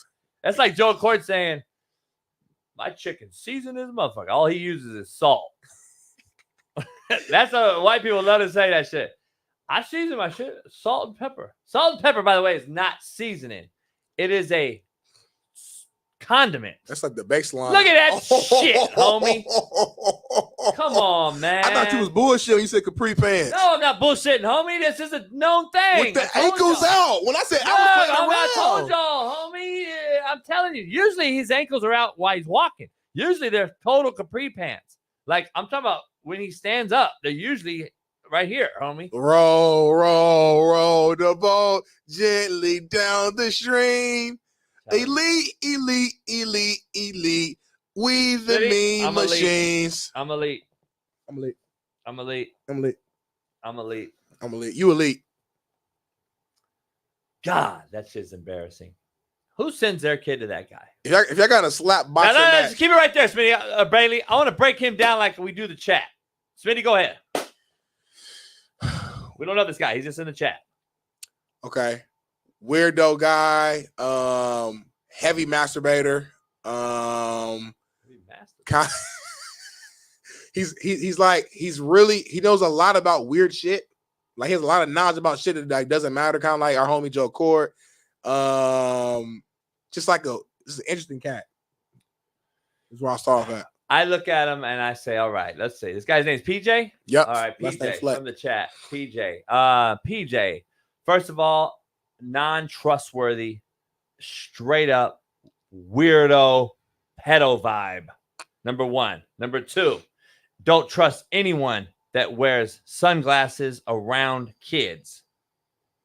Don't ever trust a motherfucker that wears sunglasses around kids. It means he's high or drunk all the time. No, it means I don't want you to see my eyes looking at you in a weird fucking way. Number one. That's number one. Number two, bad fucking vibes. Character, just weirdo, creepy, in the broad's DMs, probably sending weird shit. Backstabber is shit. Unloyal, disloyal. This motherfucker is a weirdo fuck as it gets. Cult leader. Just absolute fucking like swears that he's the best thing, and then he goes home to his wife and absolutely just fucking mollywops her in some form, shape, or form. Probably tells her the worst shit ever. He turns into the fucking just a weirdo fuck, man. That's just what he is. Weirdo. Obsessed with power. There's a reason why he's in Minnesota. Let's just keep it real. Never had power when he was young and stuff, so now he's obsessed with it. There's a reason why you haven't left Minnesota. There's a reason why you went from Western Michigan to Minnesota. It's all the same shit. Kalamazoo to Minnesota. It's all the same shit. Kalamazoo to Minnesota. There's a reason why you don't hire him at Georgia, at Alabama, at LSU, at fucking Notre Dame. Let's just keep naming all the spots that have came open. How many spots have came open since he's been the head coach of Minnesota? Last 8 years? I mean, let's talk about the schools and what areas I'm mentioning. And if you notice the areas that I'm mentioning below the fucking American equator, let's just say that. Cincinnati, he ain't go there. What's the American equator? Let's call it St. Louis. Yep. Let's call it St. Louis, from San Francisco through St. Louis all the way through to Charlotte. That's the equator of America. That's the separator. Anyone know what I'm talking about? If you know about recruiting, you know what I'm talking about. So let's go below that. And why hasn't he got a job below the equator? Why did that motherfucker stay up top? You saying something right now. You saying something right now. Number one, I'm not saying he's racist. I ain't saying you a gold digger. I'm saying you can't fucking coach and recruit anybody below the equator. Woo-wee. JB says that PJ Fleck can't recruit anybody below the equator. Where's he from? Line. Like Joliet, Illinois or something? Look it up. Live on the show. Look it up. I think he is from like a Joliet or something. He's from like a shithole town. Anybody whose tagline He's not from Chicago. Anybody whose tagline is roll the boat. Row the boat, because I'm elite. For 10 years and you're a football coach. Shit, fuck out. You're a little off, bro. You're a little corny. You're a little different. You know what I'm saying? Walk into motherfucking Lowndes in Georgia and grab their best kid. Get the fuck out of here. He ain't going to Miami and to Dillard High School, homie. And he ain't going to Crenshaw, homie, and getting the best motherfucking players. He ain't going to Arsenal Tech. He ain't going to goddamn Arsenal Tech. He ain't going to fucking Warren Central. He ain't going to goddamn. He ain't going to East St. Louis. He ain't going to fucking. No. He ain't going to Glenville. He's going to goddamn. Come on, man. Yeah, he ain't going to Cleveland, homie. Fuck out of here. Motherfucker ain't going to Detroit. He ain't going to fucking Kane. And you know the cool part is? What? 100 parents every year believes him. Damn. And sends their kids to him. Full ride scholarship, JB. Dillard's trash, Low Vibe says. Again, stay in your lane. I believe if you look it up, Dillard is top 3 now on having the most NFL players. Shut the fuck up. You know nothing. You are a fucking video gamer, homie. In the last few years, you figured that Dillard's down, so they're automatically just shitty. By the way, they've sent more guys to the NFL than any school that you've ever been around. Shut the fuck up. You're a fucking idiot. God, you fucking non-members. I can't wait to cancel you fucks. I'm going to be the canceler. In 3 weeks, y'all all getting canceled. You got to remember you're getting canceled. You better get fucking membering up, homie, because I guarantee right now, we're already talking about it. Members get to call in again. Straight up, Eddie Manyweather. You can call back in, Eddie Manyweather. We've just been transitioning, so shut the fuck up, Eddie. All you members, shut up, Eddie. All call in. You can all call in. Keith Smith. That's my guy. Hold on. That's my guy. Keith Smith. No shit, PJ Fleck can recruit fucking Iowa. You fucking chocolate chip cookie titty having motherfucker. Do you know your nipples look like chocolate chip cookies and Chips Ahoy? And they hang to your kneecaps, and you're talking about Iowa. No shit, PJ Flex, Capri wearing motherfucking row the boat ass could go to Iowa. Keith, don't listen to any of that negativity that JB's pouring your way. Shit, Keith, when you wake up, when you get up off this phone and you walk to that bathroom and you brush your teeth, you look in that mirror, I want you to say these words. I am elite. Repeat that multiple times in that mirror. Don't let JB's fat shame deter you from your day. Look in that mirror, Keith Smith. Head held up high, chest out, smile on your face, and you say these words, I am elite. Everybody in the chat, I want you to put this in the comments right now. I am elite. All capital letters. I am elite. I am elite. Keith Smith, do not look in the mirror. Because I'd kill my motherfucking self if I looked in the mirror. If I was your motherfucking ass. Do not look in the mirror. Shit. Let's move on. And that's why, to bring it back full motherfucking circle, it ain't because you just cussing every now and then, motherfucker. It's shit like that. The shit you just, do you realize what you just said? Did you heard the word that came out your mouth just now, JB? I don't know. JB really, like, JB's my fucking homie. I don't know. And I know JB enough to where he gets in his zone and he literally don't know what the fuck he just said. He don't know. Tell me what you just said. I said I wouldn't look in the mirror. That's all you said, right? Yeah. All right. I don't know. I don't remember a lot of shit. If you think I remember what I said on YouTube or on Netflix, I don't. Just throwing that out. Go click on the damn doc, man. We're gonna take a break in 20 minutes. We might as well wait till 8. But I'm blackballed. Break. I think be real though. Let's be real. Be real. I always do this right here. Hold on. Be real. Everybody out there listening to this fucking thing, 2,500 people in here over all the platforms. Don't y'all need someone like me, though? Keep it real. If I was just on here doing the general basic shit that you see on every other show, from McAfee to Stephen A. to every other show, wouldn't you be bored? Don't I break down and do shit that's elite? You motherfuckers need JB. I'm elite. He's elite, guys. He's elite. Click on the doc so we can see what's next so we can continue this elite show. Pound that like button, subscribe. I see a lot of people who are not green. Sheila E. Adolphus Ghostin. Happy Days. Eddie Manyweather's not green no more. That's fucking Eddie Manyweather said he unbelievable. membered up 7 times. He DM'd me. He said he paid $7.99. I said, I don't even have a $7.99 membership. Right. He said he did it 7 times and still not a member. Oh, shit. Hey, Chris, help Eddie Manyweather become a member, please. 0061 high stakes. Jada Benz, help them become Jada Benz in the chat. What's up, Jada? I ain't seen you all damn last 2-3 weeks. What you been doing? Jada, where you been? She been gawking nonstop. She been so busy. She's been gawking and gawking more. Yeah, that's disrespectful to her, isn't it? Nah, she's the queen of gawk. I know, but she doesn't just gawk all around town. No, not around town. It's one person. She's been busy. She's been on a little vacation. Her man, she been taking care.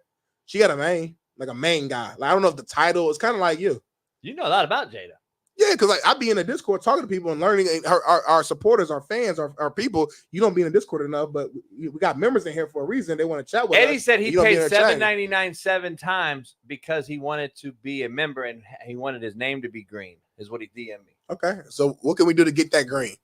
And by the way, Jada said yes. I'm on my gawk movement. He's not green though, but he paid $7. I know. So how can we get that money? $49. Is he like, is Apple paying you the money? Is he selling you the money? This motherfucker is this motherfucker's PayPal him the money, homie. Who's scamming? Who's scamming this motherfucker, homie? Eddie, who you send this money to? Eddie. Matter of fact, I'm gonna send you my Zelle. I'm gonna send you my Venmo and send it that way. We'll make sure you get green. Just send me $7.99 every fucking month. Send it to I'm gonna see my Venmo name, Eddie, and you gonna get green. Eddie, you elite, homie. Eddie, you elite. Oh, homie. Elite. You know the cold part about it is? What's the cold part? These elite rowboers and all that. Yeah. Row the boat. They do not want me to coach college football. Why not, JB? They nervous. Sitting at ain't this. Motherfuckers would be nervous as a hoe in church. Ooh, Them motherfuckers would be shaking like a. Oh shit! You scared to go to we church? had to keep JB out, and he got in. How did he get in? We don't want him in. Man, please, you better watch out. Careful what you ask for, motherfucker.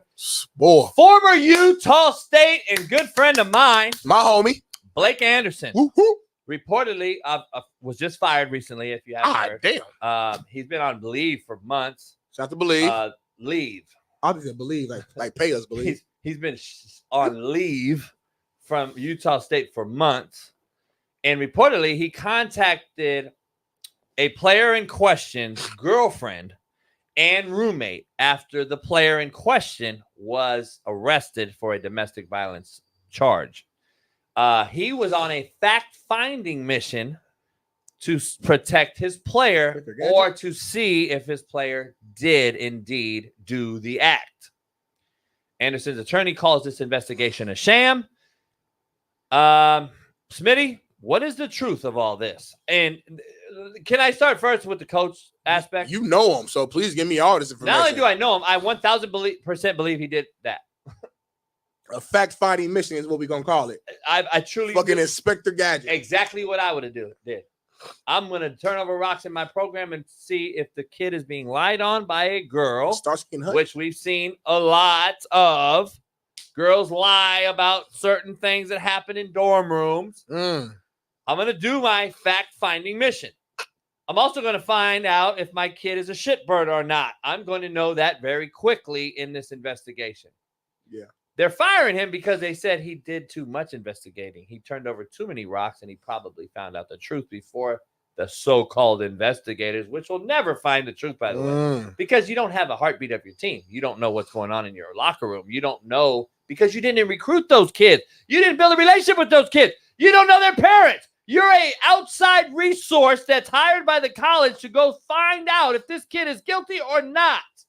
Make it make sense. It's like a referee who's a judge the entire week, and then he goes in and calls a targeting call on Smitty in quarter one, and now he misses 3 quarters of game film to be evaluated by the NFL.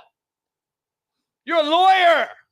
You don't do 24/7 work. You don't know how hard it is for a kid to stop, lower the crown of his hat, and not target somebody at full contact drill, full speed, running 18 miles an hour with 20 pounds of gear on.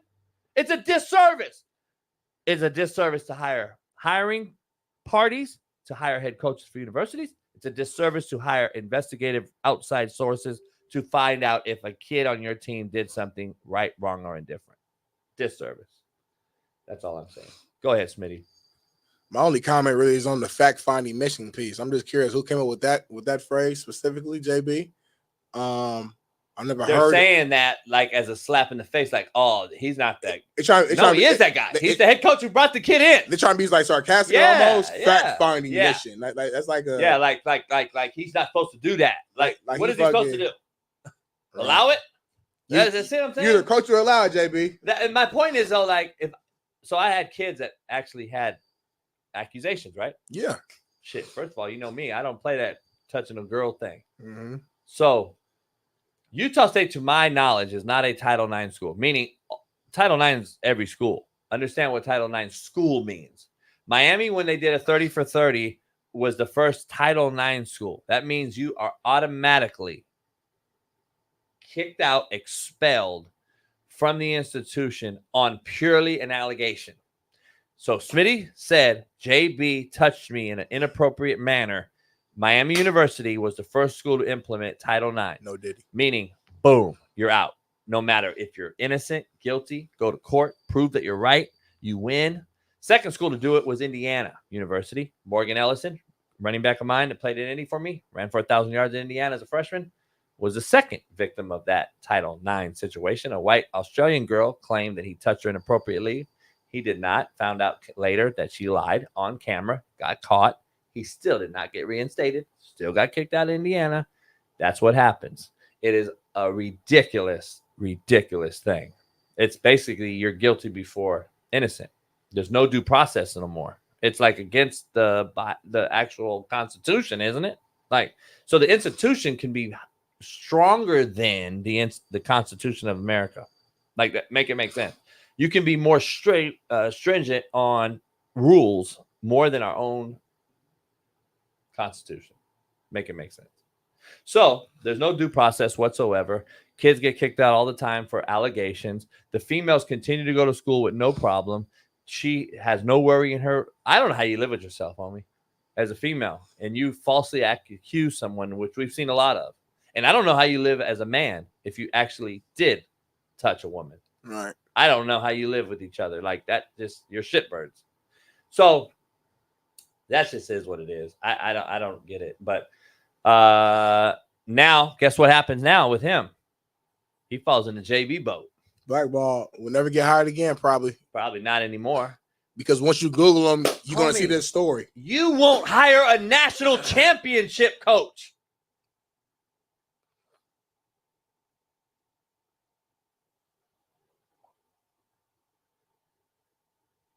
Do you know who that is? Who's floating around right now with a natty on his ring? Pretty recent, too. Who? Ed fucking Ogeron.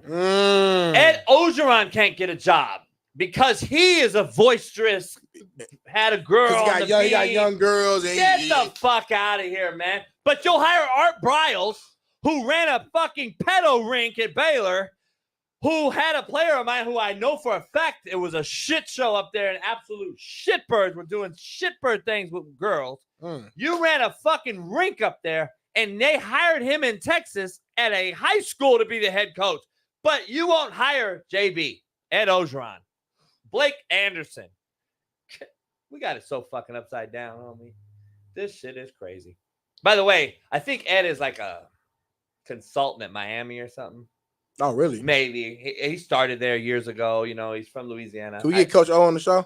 I can get Coach O on the show. He's one guy. That's my guy, though, for real, though. Yeah. Like, I love to interview him, like, learn about him. He used to come to the house. He used to come to my house and film kids before. I mean, I come over there, I film kids. That shit was illegal as shit.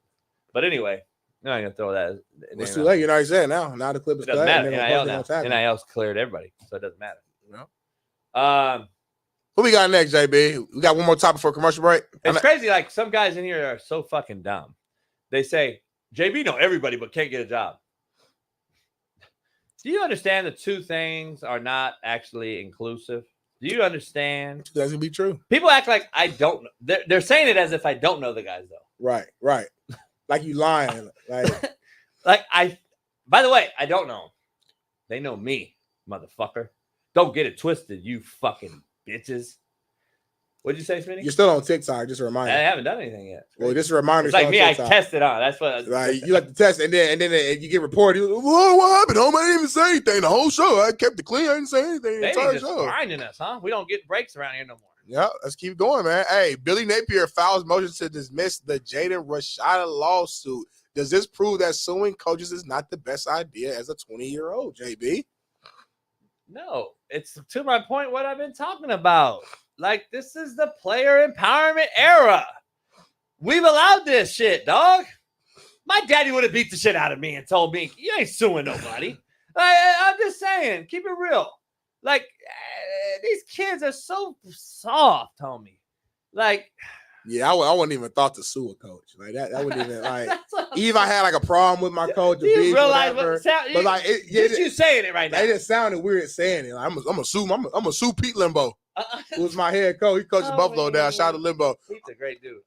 You know Pete? Yeah, I know Pete. How you know Pete? Come on, man. I've known Pete since he was an assistant at goddamn Duke.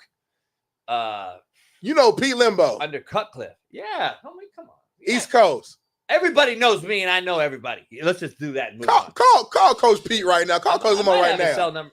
He gonna tell you great things about me. I'm gonna hit him. Call him. No, please. Oh, I hope. Why don't we get him on the show? Let me get him on the show. Let's make it happen. Coach Limbo love me. I was an all-time at Ball State great. I would love you though. Every coach loves a nice guy.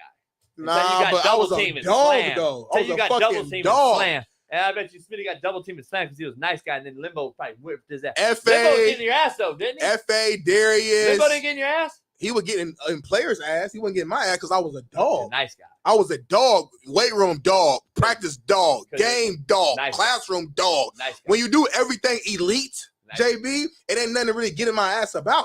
Now, Coach Bateman, who I'm trying to get on the show, Texas A&M D coordinator, he would get after you a little bit. Coach Bateman to run up to you and give you a little arm to your chest a little bit to get you going. Shout out to Coach Bateman though. That was an elite coach. F.A. say Limbo, hate him. Let's get Coach Limbo on here and you F.A. and y'all just talk it out. We need to do that. I would love to do that. The suing thing's all just it's very. Don't sue your head coach, bro. You're a player. Be elite. Be elite. Don't have Vagisil in your drawers. Hey y'all, listen. We've been on here 2 hours, loaded, drunk, high. No break. I got to get a break. JB got to put money in his car. He parked real far this time. So you take my spot. I did it previous. I'm getting up early. I did it previous too. But I'm still need to get up, stretch. My back is hurt. It's stiff. It's sore. Can I do it? Make it make sense? I need some water. I need some crackers. Can I do it? Make it make sense? Yeah, you can do it. Bailey, you want to do it? Make it make sense? Let's do it. Brought to you by who? Compton. It's Compton in the house. Without a doubt. It's Compton in the house. Without a doubt. Hey, Bailey, you want to try to switch the cameras right now just on GP? Just show everybody that Bailey, we're going to sit right here with our hands up. Watch how we can control the camera. Oh, look what we can do. We are now in the, we're getting there, homie. We're getting there. We can move around. We can do different shit with the cameras. We could do some things. It's like the Chappelle Show skit when he was in court and he was like, look, I ain't even doing it. I ain't even touching it. You know what I'm talking about. I ain't even going to talk about it. But go ahead, man. What's on your mind, JB? Make it make sense. Make it make sense. Tampa Bay Buccaneers have placed outside linebacker Randy Gregory on the reserve did not report list after Gregory failed to report to training camp yesterday. Okay. Gregory also missed all 3 days of team's mandatory minicamp last month. So did Aaron Rodgers in New York. With Coach Todd Bowles confirming that those were unexcused absences, just like Robert Saleh said about Aaron Rodgers, which warranted, by the way, a $101,356 fine for Randy Gregory missing mandatory camp. Gregory is also, FYI, involved in litigation with the NFL and with the Denver Broncos. Suing, again, back to this lawsuit stuff, both entities for discrimination. He's suing Denver Broncos and the NFL for discrimination. Gregory claims that he was denied use of the drug Dronabinol. Say it again. Say it again. Dronabinol. Dronabinol, which is prescribed to him by a doctor for the treatment of social anxiety disorder and post-traumatic stress. Makes sense. Try me a fucking makes sense. The lawsuit claims that the league and the team violated Gregory's right to disability accommodations under Colorado law because Colorado is a full-on weed state. Once again, JB has something to say. Again, mental health is a crutch that we use as grown men. We use and abuse what this great game has given us. Wealth, fame, the opportunity to change your family's lives forever. Yet, Randy Gregory is another victim mentality case that will never get out of his own way. Damn shame that more people follow this kind of behavior than not. The Jets need to do the same damn thing with Hassan Reddick immediately. Now, let me give you some context to this thing real quick so you understand what's going on with Randy Gregory. The lawsuit claims that Gregory had been fined $532,000 since March of 23 for the use of synthetic cannabis, which I tell you every day, that little pineapple weed shit is the number one reason for the downfall of society, but no one believes me. What do I know? Which is prohibited, by the way, by the NFL. Now tell me, Smitty, what's the difference if the NFL prohibited it? Because you and I argued, well, JB, the NFL prohibits gambling. That just is what it is, JB. They get a season-long suspension because they prohibited it. So you can slap abroad, but he could get back in 6 weeks. And Smitty said, and Sean King, and everybody said, but JB, there's prohibited. You can't gamble. This is also prohibited.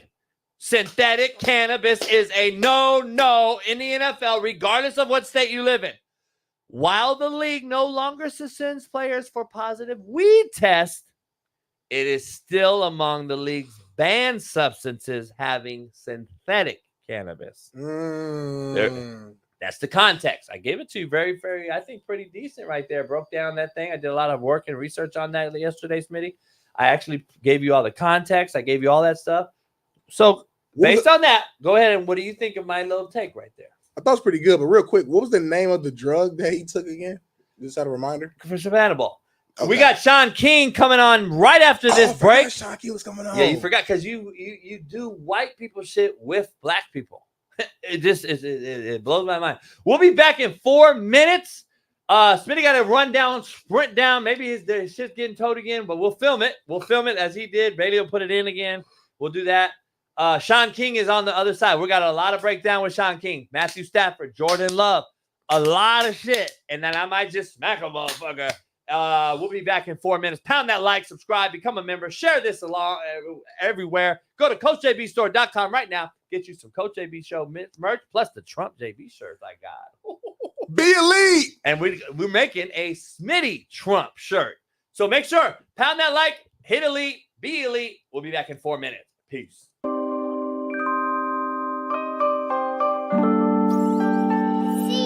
I apologize for my boy Smitty. I don't know what he was asking. When's the last time you jacked off? Oh, wow. You guys, man. Hey, I'm just fucking with you a little bit. Man. Hey, I'm just fucking with you. You guys are going to get, a lot of controversy going with this show, man. It's a good question. It's a good question, though, man. Listen, man, we were just trying to fuck with you. We want to get you loose, man, for the game tonight because we want you to go off because I'm going to bet on you. I know betting's a real controversial take right now, but I'm going to throw it out. I'm just going to throw it out there. If you could get me a triple-double, I'll break you off on the side. I'm just throwing it out there. If you can give me a little bit of a triple-double. Little Jonte Porter? I don't know. Any way, type of form. If you can give me a triple-double, whether it's 10, 10, and 10 or 30, 10, and 10, whatever you could do, I appreciate it. You don't need the money. You got big bag of money already. That's gonna come tonight, man. I can say that's gonna come tonight. You're gonna see outstanding performance by me, and if it takes a triple double for you to get some money, then that's what I'm gonna make happen for you. Only for you. The one and only Kareem Magic Johnson. What? It's on the show right now. What's up? Hell What's going on? What's Magic, going what's on? up, man? What's up, Is it- Coach JB, baby? Darnell, baby. What's going on? Yeah, What's how you going feeling, on? Magic? It's an honor. Well, you know, I'm feeling good, baby. And first of all, you know, I just want to say rest in peace to the NBA all-time great, the logo, Jerry West. He has passed away today at 86 years old, baby. And I just want to give my condolences to the West family and thank you, Jerry West, for everything you did for the Laker organization and the NBA. Yes, man, for sure. Hey, let me ask you something. Was Donald Sterling really racist?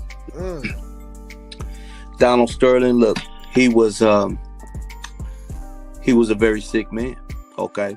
And he was a racist man. And I went to church, I prayed for Donald. But Donald did a lot of stuff that was not becoming of an NBA owner. But to answer your question, yes, he was. He was a very racist person. I gotta show you something real quick.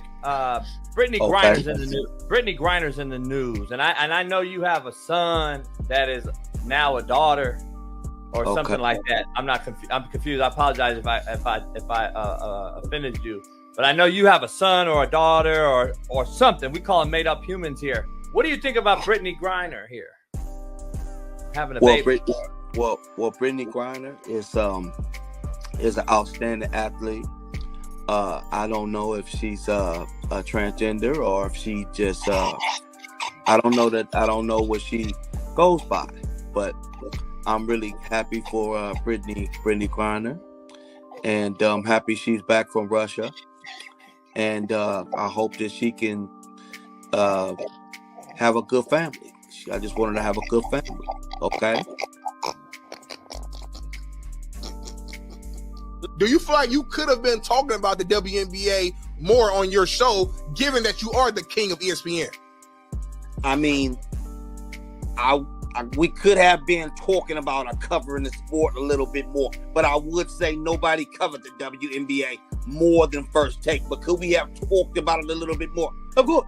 Of course we could have. But as far as what you just said about Caitlin Clark being elected to the WNBA Olympic team, let me be very, very clear. First of all, everybody that was elected on the WNBA team deserves to be there, okay? There was nobody else that I would have swapped out but Caitlin Clark. I understand that. I get it. But if you look at the situation as far as popularity, and as far as ticket sales and views and things of that nature, Caitlin Clark, as far as marketing, should have been put on that team. I mean, come on now. If you look back at the men's USA team, I mean, do you think Christian Laettner should have been picked over Alonzo Moore or Shaquille O'Neal? It shouldn't have been.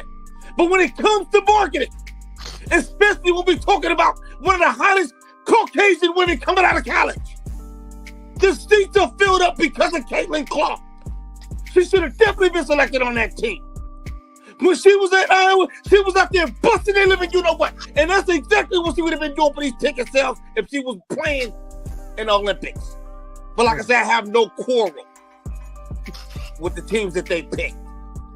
Okay, this is not a lie. This is not a spurious accusation here. I'm not making this up.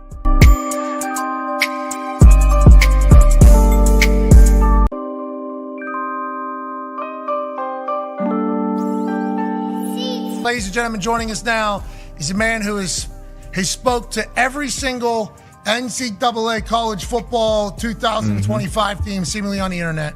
From Last Chance U, national champion, Coach JB. Yeah, Coach! What's up, gentlemen?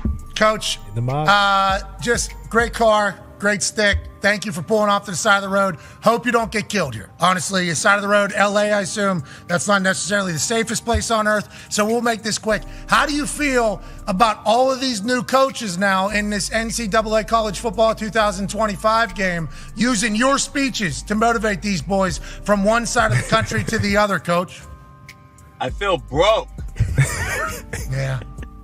Like, it's crazy. Can I get Can I get like a royalty or something? Like Netflix already screwed me. I'm getting screwed by EA Sports now too? Like, holy shit. I hit him up. I reached out to him like, hey, trying to be cordial and nice. I'm a nice guy, you know me. Yeah. And I was like, hey, EA Sports, maybe I can actually be your video guy, the actual do a real video instead of using my name, image, and likeness. Oh, shit. And maybe I can get a little piece of the pie, but nah, it's all right. Just keep sharing my 500 million views of it. I don't mean to laugh at you, but obviously you are a hilarious, miserable person, and this is kind of is how it goes. Hey, Pat, I was actually chilling. My back went out yesterday, so I didn't even do my show today. So I just left my chiropractor, and I'm waiting on this damn cigar company to open. They're late, of course. I mean, come on. Shit. Okay, so life is good. Last question for me, because I know the last time we talked to you, you had not watched the Netflix series Last Chance U. You said that. You said, I've not watched it, but obviously you've heard from everybody. Now, do you see some clips that come across your way? You're like, I don't remember saying that. And then all of a sudden, I killed that. And do you judge your clips whenever you see them? You're like, I murdered that one. Nah. A broad came over to the house the other day, and I didn't really want to watch Netflix with her and chill. But she wanted to watch the show. We watched one episode. Okay. And I'm like, I can't watch this. Okay. And she was like, oh my God. I'm like, I don't want to watch this. It was the first scene of the cow scene or whatever. And I'm like, yeah, they only made about $4 billion off my name on this shit. I'm not watching Netflix either. So I'm spiteful right now, Pat. I don't want to watch Netflix. I don't want to watch EA Sports video game. I'm like, man, and I can't even get 40,000 subscribers on my YouTube channel. Well, you're going to the moon. We appreciate the hell out of you, Coach. Hopefully it'll get figured out, and we know the Netflix and chill thing, what that leads to. Bad backs, chiropractors. We appreciate you. Ladies and gentlemen, Coach JB. Yeah, Coach.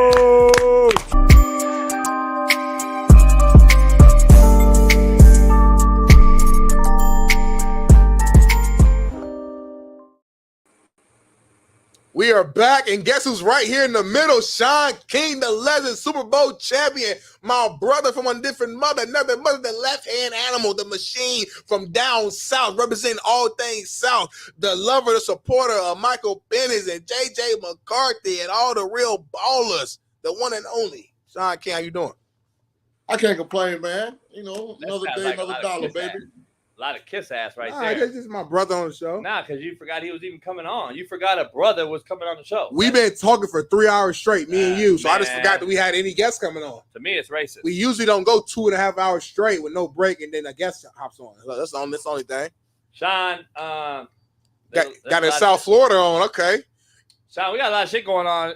We beat South Florida at Ball State, by the way, and I want to say 2013. They came to our house, and we beat that ass. We beat that ass. In the words of Alex Golish, Alabama and Miami got to play South Florida, baby. That was who's y'all quarterback? He was real good. He was light-skinned cat, great athlete.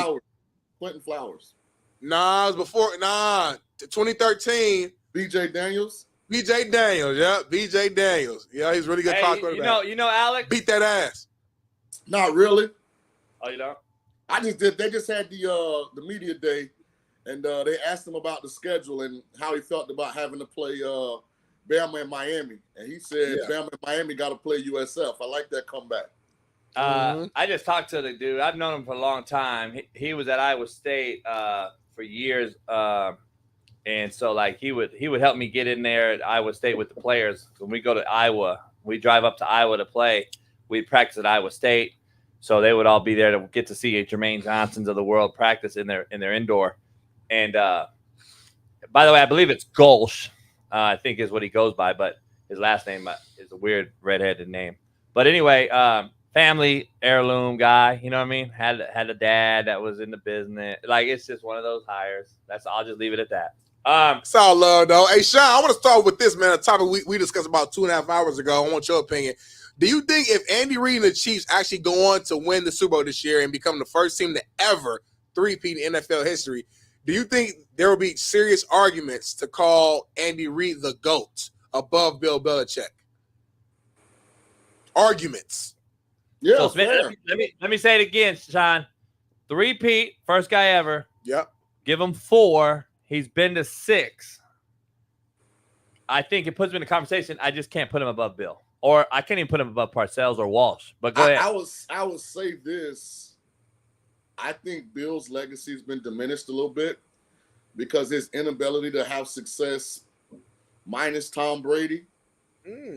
So I think if Andy was able to win 3 because he got there with Donovan McNabb in Philly. But every coach you can say that about without a quarterback. So yeah, he got to the Super Bowl with Donovan. I mean, I know he has a special guy, not Patrick Mahomes, but they've won. Remember, he also went to the Super Bowl with Drew Bledsoe. Did he? Right? No, he didn't. He didn't? No. Then that was Parcells? He wasn't head That was coach when Parcells? they played Green Bay. All right, that was Parcells. Yeah, that wasn't Belichick. Okay, that was Parcells. Okay, again, another reason why I put Parcells above Andy still. Yeah. Okay, so Belichick, though. As a head coach, he's only been with Brady. As a head coach. And Bledsoe won him some playoff games. Super Bowl. No, I'm saying Bledsoe did win him some playoff games, though, the year that Brady got knocked the hell out, remember? And Bledsoe came in, and then they had to – remember that whole back and forth, Shaun? Yeah. Remember that was Bledsoe, right? Bledsoe played there with Belichick. Am I tripping? Yeah, he was there in the I think it was a Steelers playoff game where they kind of were going back and forth. Yeah. Nah, he won 2 playoff games for him. Yeah, but I'm saying he never made it to a championship with Bledsoe. No, he made it to the Super Bowl, and then they started Brady again. Remember, Bledsoe got him to the Super Bowl. Nah, I don't think and so. Brady started in the Super Bowl. Yeah, it was. I'm pretty sure I'm right on that shit. Nah, because Brady's first year starting, remember they Bailey, look it up. Remember Brady got knocked the fuck out, and then Bledsoe got knocked the fuck out right before, and then they brought Brady back in. Remember, their first Super Bowl was the Tuck Rule game against the Raiders, and Brady started that AFC Championship. Yeah. I know. I'm just saying that Bledsoe got them to a Super Bowl, and then remember the year Brady got hurt, and Bledsoe came in as the backup, won 2 playoffs. Matt Castle. No. Pull it up, Bailey. The year Brady sat out, that was Matt Castle. No, Bledsoe won playoff games when Brady was there. Brady got hurt. Bledsoe came in, started, and then Brady came back and started in the Super Bowl. Which Super Bowl are you saying? Everybody's saying I'm correct, Cole. I'm telling you, I know. I would bet my house on it. I'm not. That's why I'm over here quiet. I'm asking you what. No. Super Bowl? Yeah. And Shaun could be right. I'm saying I would bet my house on it. That's how confident I am. Right. Matt Castle was way later. Yeah, that was later. Yeah, that was a whole. I'm talking. This is 01. This would have been 01, 02. JB said it's a year they actually got a ring, but some of the playoff games Brady was out because of injury. Bledsoe jumped in for a game or 2. Yeah. Then Brady got back healthy, whatever, and then he finished the Shaun, you my age. Shaun, you don't remember Bledsoe came in and won 2 playoff games, and then Brady. Then there was a debate, and Bledsoe, and then Belichick was like, "Nope, I'm starting Tom Brady," and then everybody was like, "Damn, you should roll with the hot guy," and Bledsoe, and they started Brady in the Super Bowl and won it. I think they beat the Rams. Go right? to private chat real quick. I think Bailey put a little private message in there for you. Bledsoe got hurt 2001 season. Brady was who won it. Yeah. Okay. Well, we knew that one. I know that, Bailey, but did Bledsoe win 2 playoff games in that season? We gotta find that out. Bledsoe won 2 games, or at least 1.5, or something. While we're researching that and figuring that out, though, I want to go back to the original question, though, about Andy Reid surpassing Bill Belichick if he does. Not even surpassing. Or just being in the room, the conversation. Is he on the Mount Rushmore? I mean, he's working his way there. I mean, the thing is their ceiling is still high. Like, let's say they were able to win it again this year, which would be a whole Herculean accomplishment. Because I think the AFC is really, really tough. They could potentially get there again. Like, Andy ain't going anywhere. Patrick's still in his prime. So yeah, it puts him in the conversation. It does. Especially, I think the fact that he took Donovan McNabb. Donovan's a great quarterback, but he didn't have the greatest supporting cast in Philly. The one thing Philly never did was put elite talent around Donovan. So hold on, though, to your point. So don't you knock Andy Reid for not winning a Super Bowl with a quarterback? Like, I'm not the same thing.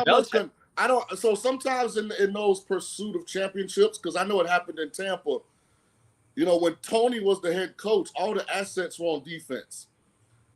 So I feel like in Philly, the same thing kind of happened. Then when John came in, then we brought in, Keenan McCardell, Joe Jurevicius, Thomas Jones, Michael Pittman, Ricky Dudley. That's when we spent all that money on offense. I felt like when Andy left, And the new regime changed. Now you see the Eagles spending a lot of money and draft picks on offense. And I think Tampa's arc was the same way. So I don't really hold Andy accountable in some ways, but the fact that he got him there, was big. But he lost to Belichick in the one head-to-head. That was the Patriots that beat him, right? Right, exactly. I think it's a field goal. So that's what I'm saying. The conversation, I think, is it's fair, but again, we're just saying, is an argument? Like if he's in the conversation, Shaun, do you keep him off for who though? There's only 4. So Lombardi has 5. I'll give you a little history. Lombardi has 5 that I can remember, but Lombardi has 5. How many does Chuck Noll have? Like Chuck Noll's not really mentioned a lot, but goddamn, didn't he win 4 or 5? Yeah, for longevity. Bill Walsh. You got Bill Walsh. You got Bill Walsh. You got Bill Walsh, and then so you either go to Dallas with Landry, or you got Belichick. Or you got Parcells. I don't know, dog. It's hard to put Andy Reid in there. Now, if he wins a 3rd one in a row, the 3-peat is crazy, y'all. Y'all know it. Like, that's insane. Say it again. That was the context of the question, though. If he won a 3rd. Yeah. It is. You're right. And George Halas a good one. And Andy Reid and Patrick Mahomes did beat Belichick and Brady. Remember they beat them in the AFC Championship when the dude jumped off sides. Yeah. And gave him. I don't think Andy Reid's ever beat Belichick in a meaningful game. No, in the AFC Championship. Wasn't that the Patriots? When the Patriots won. Patriots won. The Chiefs jumped off sides. That's right. I don't think Andy Reid beat Belichick. I don't think Andy Reid beat Tom Brady or Belichick ever in a meaningful game. You might be right. I don't think so. I think we talked about earlier. I don't think Belichick has lost to Andy Reid. I'll say this, and here's my belief. It's hard to compare head coaches from different eras. It is. Because what made those old school guys great probably wouldn't fly in today's game. What makes these modern day guys great? Would it have worked back in? It's such a because your boy McDaniel Capri Pants ain't coaching fucking Troy Aikman. Tell you right now. It's hard to compare coaches. And I would argue there's some outliers that if they either coach longer, i.e. John Madden, or guys that got cut short, i.e. Jimmy Johnson, we'd have another argument. Because Jimmy Johnson, in my opinion, wins 4 or 5 in a row. Or not in a row, but 4 or 5 at least. Again, the difficult thing is how do you put Jimmy's resume up and not include Miami? Even if you're talking about the pros, because he was so successful. That's like Pete Carroll too, right? Yeah, that's why it's hard to compare coaches, especially when you start mixing eras up. And I guess Belichick will always have a one-up on Andy because he beat him in the Super Bowl with Philly, beat him in the AFC Championship with Kansas City. Yeah, that's true. Let me transition here, and we'll get back to the rundown. I know Bailey did a good job. Again, a lot of topics kind of lined up for you. We'll click on that here in a second. But let me ask you a general question. Do you have a problem with players who are going into a contract year? They got like 1 year left on their contract. They just had a big-time season, and them sitting out or even sitting in when it comes to camp, right? So, we got a few examples. You got CeeDee Lamb is apparently not showing up, not reporting to camp. We got Jordan Love, who's at camp, but he's not suiting up. He's just watching and sitting in, as they call it. Brandon Ayuk, with all the talk this offseason, we thought he would sit out. He actually did report to camp. We have a lot of these examples of players, trying to get paid, and they're leveraging them not participating in camp as a way to get paid. You as a former player, do you see that as an issue, or do you think that's like the only leverage that these players have when they're in this situation? I think the evolution of the exchange of information, the uncovering of the intricacies of the salary cap, and just the amount of time that elapses between the Packers losing in the playoffs to the start of training camp. I feel like it's ridiculous not to figure out how to get these deals done. Same thing with Ayuk and the Niners. Same thing with, I don't know if Tua's holding CeeDee Lamb. Yeah, CeeDee Lamb. Come on, guys. It's not like in the old days where you had to send for simile. You know what I mean? Or you had to call a phone and they had like 8 buttons at the bottom. You had to push to get the come on, man. With cell phones. Shaun, let me ask you something. Let me ask you something as old school. Like, come on, man. Let me ask you something as old school guy. Like, I came on. Baby, move that picture, baby. I came in the show earlier today, and we started this whole debate. And Smitty, of course, being the younger generation, will defend the guy not practicing. My old coaching ass and playing ass would rip his ass for not practicing. Why are you here? Motherfucker, go. Get your ass out of here. Why are you on the field then if you ain't going to practice? You're not hurt. You are under contract last time I checked, meaning you should obligate it. That's me, old school. Now, why do you agree with him being there, and is that a good look? Or do you agree with me saying, why even be there? You're not practicing. So, I'm very opinionated on most topics. What I was taught, what I learned as an NFL player, you don't comment on whatever decision a guy makes pertaining to his contract. Like, because at some point you're going to be in that same situation, and, you might want to do one thing. Your agent might advise you to do something else. The Jersey swap era. Yeah, the team might encourage you to show up, and it just – you never know. So, like, that's the one thing we never did. Like, if you got an issue with your contract and the team, that's between you and the team. Actually, the coach is really not supposed to get involved either, because they can't give or take away a contract. That's administration. That's the owner. That's the. You watching Hard Knocks? Not to cut you off. You're watching Hard Knocks. Brian Dable's not even in the goddamn room. Right. It's between the team and Saquon's agent. It's not even really talking to Saquon. He's talking to the agent and the GM. My thing is, with all the platforms to transfer information and, all the analytics on production and, how it gets compensated and what are the comps, as far as your position, your age. Like, with all that information, like, why can't they get these deals done? Like, it's not like back in the day where it's hard to, okay, well, what are the top, guys in my position based on production and age? Like, that's at the fingertips now. So what do they call this particular situation? A hold in? Yeah. It's the dumbest shit I've ever heard of. So in Ayuk's case, he's still on a rookie deal now, and he plays in California.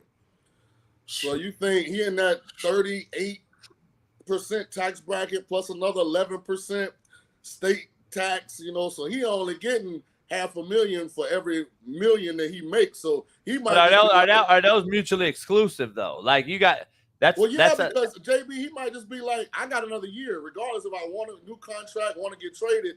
I don't want to pay these fines. Yeah, but if I'm looking at it as a GM or an owner, that's a you problem, dog. That ain't my problem. But Ayuk's there. You asked about Ayuk being there. He's there. No. I know. I'm talking about if I'm the GM or et cetera about paying him right now. I'd be like, that's a you problem. I get California screwed up. I get I get all that, but that's a you problem, dog. This is the NFL. Well, let me give you another prism to look at it through, JB. Although nobody in the locker room comments on anybody's contractual situation, everybody's watching. Oh, yeah. And when you have a guy like Brandon Ayuk, who was drafted by the 49ers, who's done everything asked of him by that organization, he feels like he's got number one receiver talent. Yet you never hear him publicly lash out because they give all the touches to McCaffrey in the red zone. You never heard him lash out because he's not a primary target on a lot of the concepts. He just kind of has been humble. He's shown humility. But he's saying, now I've done my part from a team standpoint. It's still time to compensate me based on what you know I'm capable of. So, like, it's a give and take. It goes both ways. And the guys in the locker room are watching.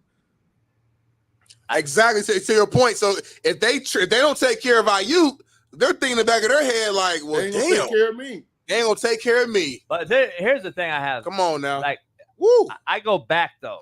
And it's still at the end of the day, it's a double-edged sword. Catch-22, however you want to say it. And there's always a reaction to an action.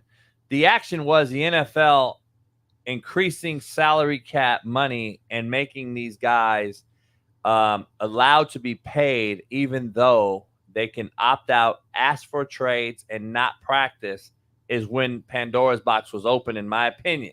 Prior to this era, you and I era, we were obligated to fill our contractual obligation, play through it regardless, and then try to prove to everyone that we are worth this money. Nowadays, we've given them an out, and the out has now increased all this ideology that I deserve X, Y, Z, but yet I haven't really done much. Let's just keep it real. I'm going to always be player-centric when it comes to this, and it's one of the reasons that at the end of the day, I mean, if a guy can write a marginal player, a top 5 at his position contract, talking about quarterbacks, which is what's happening, then, I mean, how much money is said person making is writing the check? I'll say this, though. I would side with the teams more if they would do away with the franchise tag. If you tell me you want me to play out my deal and you want to risk me getting to the end of my deal, as a player, I have no problem with that. If you didn't then have the ability to hold me hostage for 2 years. Because really, when a player enters a contract, it's not the terms on the page. He's got an extra 2 years where the team can hold him hostage. I just feel, Shaun, that there's no separation anymore between the amateur level, which we used to call college football, and the NFL now. Since we added this NIL part of it and we added this transfer portal part of it, these guys think they're professionals from 17 to 21. Then they go get drafted in the NFL, and they think it's the same act. I can demand a trade. I can move into what we call the transfer portal in the NFL by demanding a trade. And these teams are allowing it, and i.e. Roquan Smith.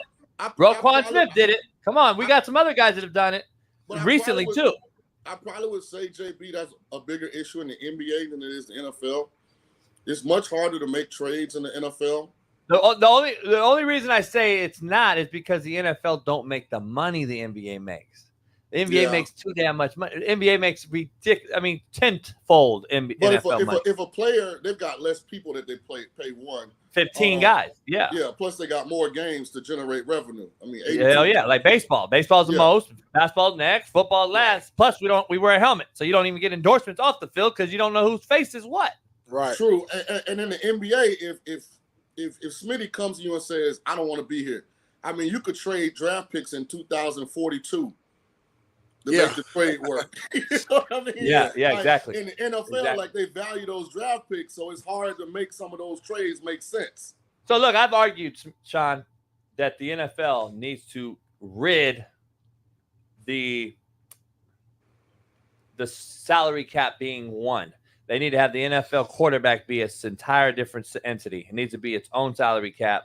And I believe now it's even in discussion now. I said this 2 years ago on my show. And then now, recently, in the last couple, I don't know, month or so, it actually came out that it is a possibility. I'm not saying they got it from my show. I'm just saying it makes the most sense. That's why I said it 2 years ago. I give you credit. When I first started doing the show, I remember you saying something asinine like that. Don't make any sense to me. Nobody's told me how it will work. Like, I think they have to have their own separate deal, which doesn't affect the roster. But it's only one player on every team that gets paid. So if they're going to have a separate cap, is there a max? Is there a cap? So what's the difference? Tell me what the difference is with how they have structured Patrick Mahomes' contract in Kansas City right now. If it was upfront money on the $500 million that he got, which was the largest contract in Northern American sports history at the time, they would not be able to do what they've done with the roster. But they backloaded it, as you know better than me, and how the salary cap worked. They backloaded it and threw it into the last remaining parts of the year so they can go still sign Chris Jones back. They can still go get Kelsey re-signed. They can go get a center. That is what they did. If these other teams did that, i.e. the Rams, which they did to win a Super Bowl, and then the next year they fell on their faces. Now they're rebuilding again, 2 years removed. If they would have did it that year, the model of the Chiefs, they'd be screwed. So if they separate the salary cap and make the quarterback its own cap, then you only pay one guy, to your point. So I really think what the Chiefs did, they're just paying Patrick Mahomes under the table. He gets a suitcase every other Sunday with just $1 million cash. They did a 10-year deal. When in the hell the NFL do 10-year deals? Like, they put a bunch of money on paper, And they they did Burrow, I think, now. Right. A couple other guys. And Mr. Hunt said, don't worry about the facilities. I'm not going to upgrade the stadium or the training facility. I'm just going to They haven't. By the way, they haven't upgraded that locker room since I was there. I know, right? But we're going to give you a $1.5 million cash every week in a suitcase. But Hunt put a 3-story suite above the press box for his he got like a house. He built a house. For his section. He built a house, homie, in the stadium. I didn't know that. It's crazy. Hunt did crazy shit. All right, so back to this. So Patrick Mahomes signed a 10-year, $503 million deal. Like, so, I mean, they got some shenanigans going on in Kansas City where nobody does 10-year deals in the NFL. Like, so who knows what KC really got? But Ohtani did it in L.A. Here in L.A., the highest tax bracket state in the union. He did it here on a 10-year deal for almost $1 billion. But he deferred. But he's backloading it. Same thing, though. Yeah, but so like his situation, I had an agent explain this to me. The way to avoid paying California state tax is to defer that money to after he finishes, and then wherever he lives, then he'll get taxed based on where his residence is. So because Jeter and A-Rod did the same thing for the Yankees. They bought residences in Tampa, because that's where their spring training was, and all they had to prove was they were there. I think. They also got sued, though. Of the year. Yeah. They'll also get sued, and then the IRS will still come after you for like almost insider trading because you already know. It's like a wife in Arizona trying to get a divorce with her husband, but a year before she files, she moves to California so she could get the goddamn California law. Right. See, it's the same thing. Like, nah, they're going to look into it and say, hold up, time out. We know where you work. If you're actually living there, which Jeter and A-Rod both were living there, the closer lived in Tampa. Like, I promise you, 80% of the famous Yankees called Tampa home. But how do you live there when you play for the Yankees? Well, because they do the spring training there. That's the IRS's point. I'm saying, well, I get your home resident. I get it, but yeah. No, because they do spring training in Tampa. Yeah. So, but you're playing 82 games in New York. You fly every day from fucking Tampa. Get the hell out of here. IRS ain't that dumb. But when you break it down, it comes up to almost 50-50. Ooh. Yeah. So give me your take, though. Jordan Love being in practice, not practicing. Make it make sense. Go ahead. It makes me think that they actually are working towards a long-term deal, and both sides are confident the deal's going to get done. Because here's where this was kind of unique. Oh, it's getting done, but why not practice? You know it's getting done as a quarterback. You know Jordan Love knows it's getting done. Why not practice? He probably just doesn't have an injury umbrella on the negotiations. So if he was to drop back and tear ACL that's not true. It's not true, though, Shaun. He's still under contract for another year. They don't have to sign him right now. I know, but the point being... so he's under protection for injury, though, I'm saying right now. But watch this. So put yourself... Like, what you have to do in these situations is you can't get... what word am I looking for? You can't lean one way or the other based on who you like and dislike. You have to take yourself completely out of it and say, what would I think if I was the Packers? And then take yourself out of it and say, what would I think if I'm Jordan Love's agent? If you're Jordan Love's agent, you're looking at all the other young quarterbacks who are on rookie deals that all got paid before that deal was up. Josh Allen, Patrick Mahomes, Justin Herbert, Joe Burrow, all these guys got long-term extensions with 2 or less years left on their rookie deal. Jordan Love is still on his rookie deal. After the way he played the second half of the season, his agent is saying, what's the difference between him and Justin Herbert? If y'all believe he's the future, he's the franchise, and go ahead and lock us up on our second deal. Now, just nuts and guts part of it. You're the quarterback. You're Jordan Love. You're there. You're under contract. You're good. You're covered. I know the deal's going to get done.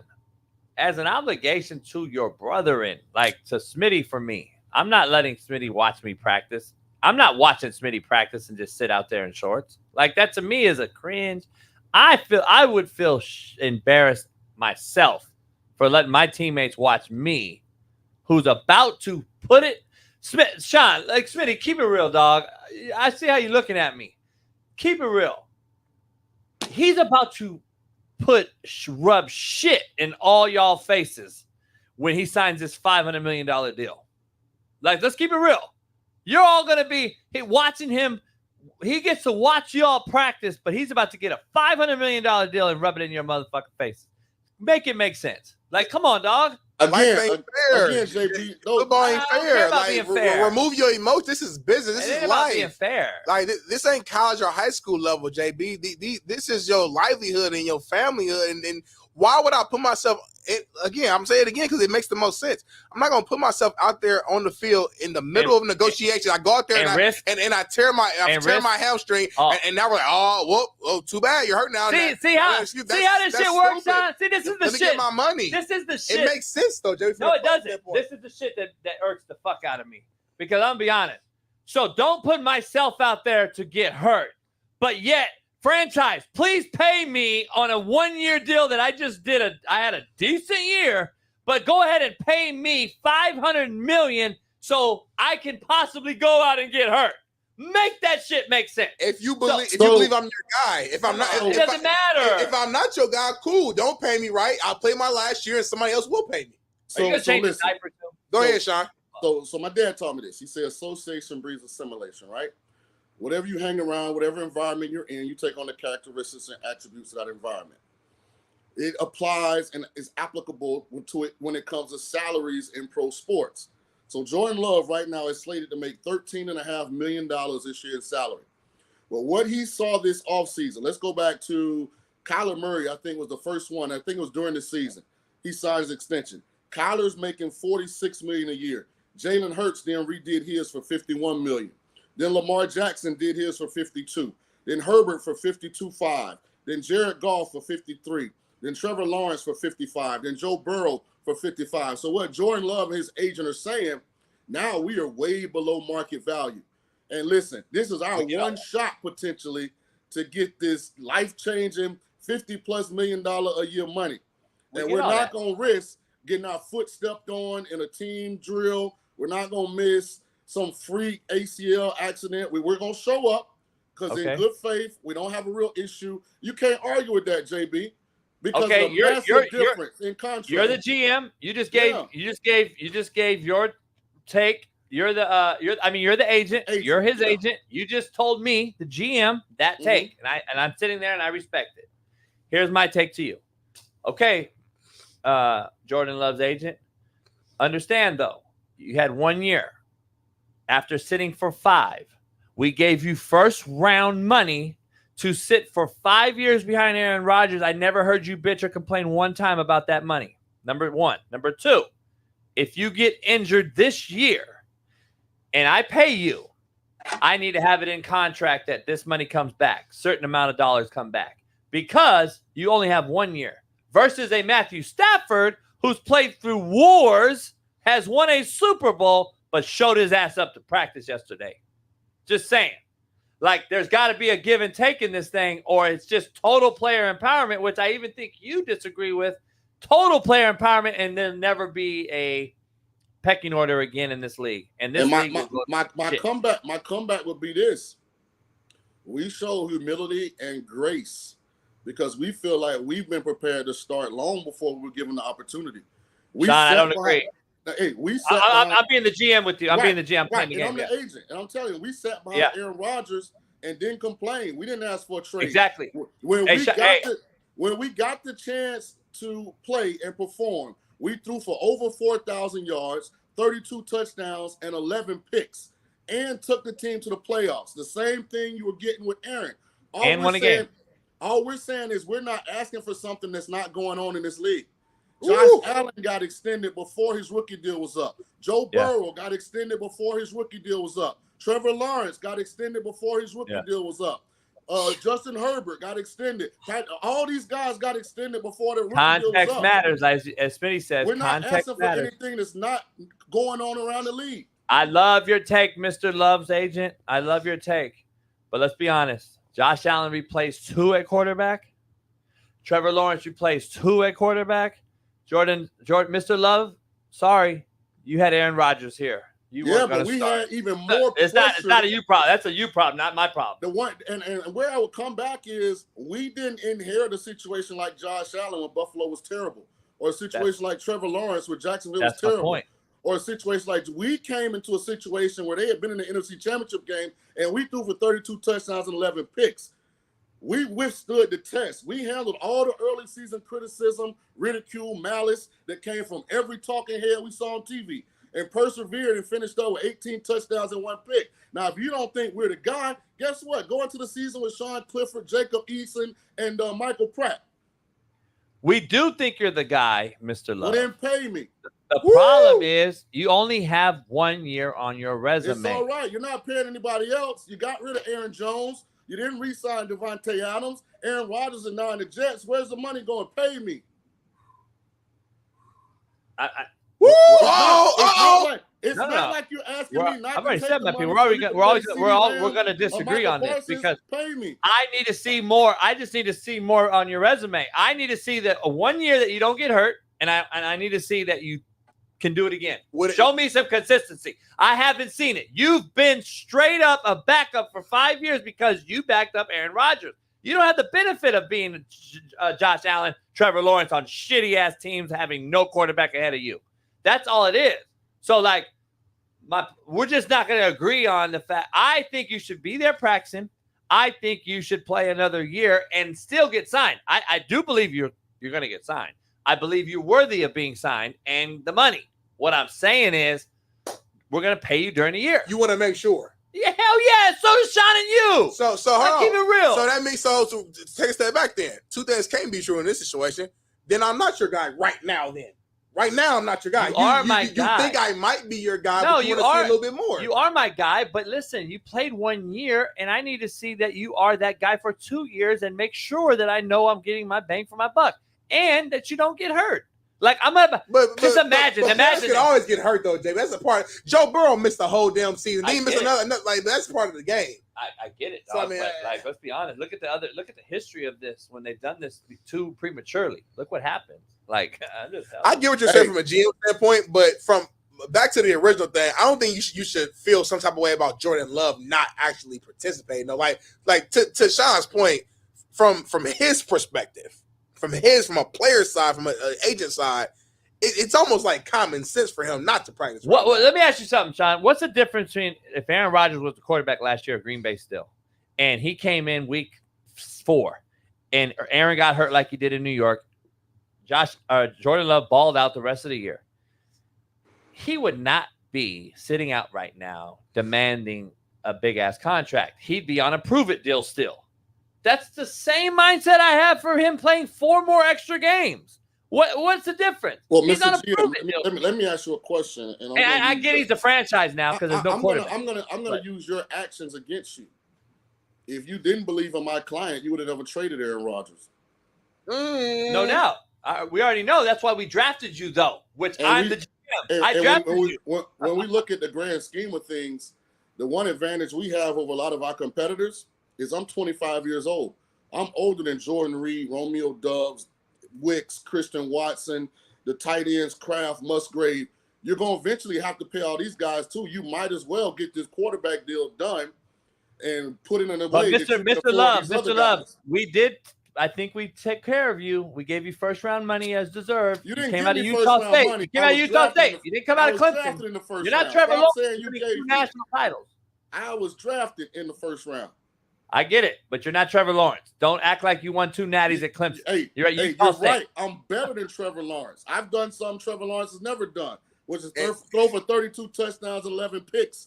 But we both have the same amount of playoff wins. And Trevor got 55 million. A road playoff win.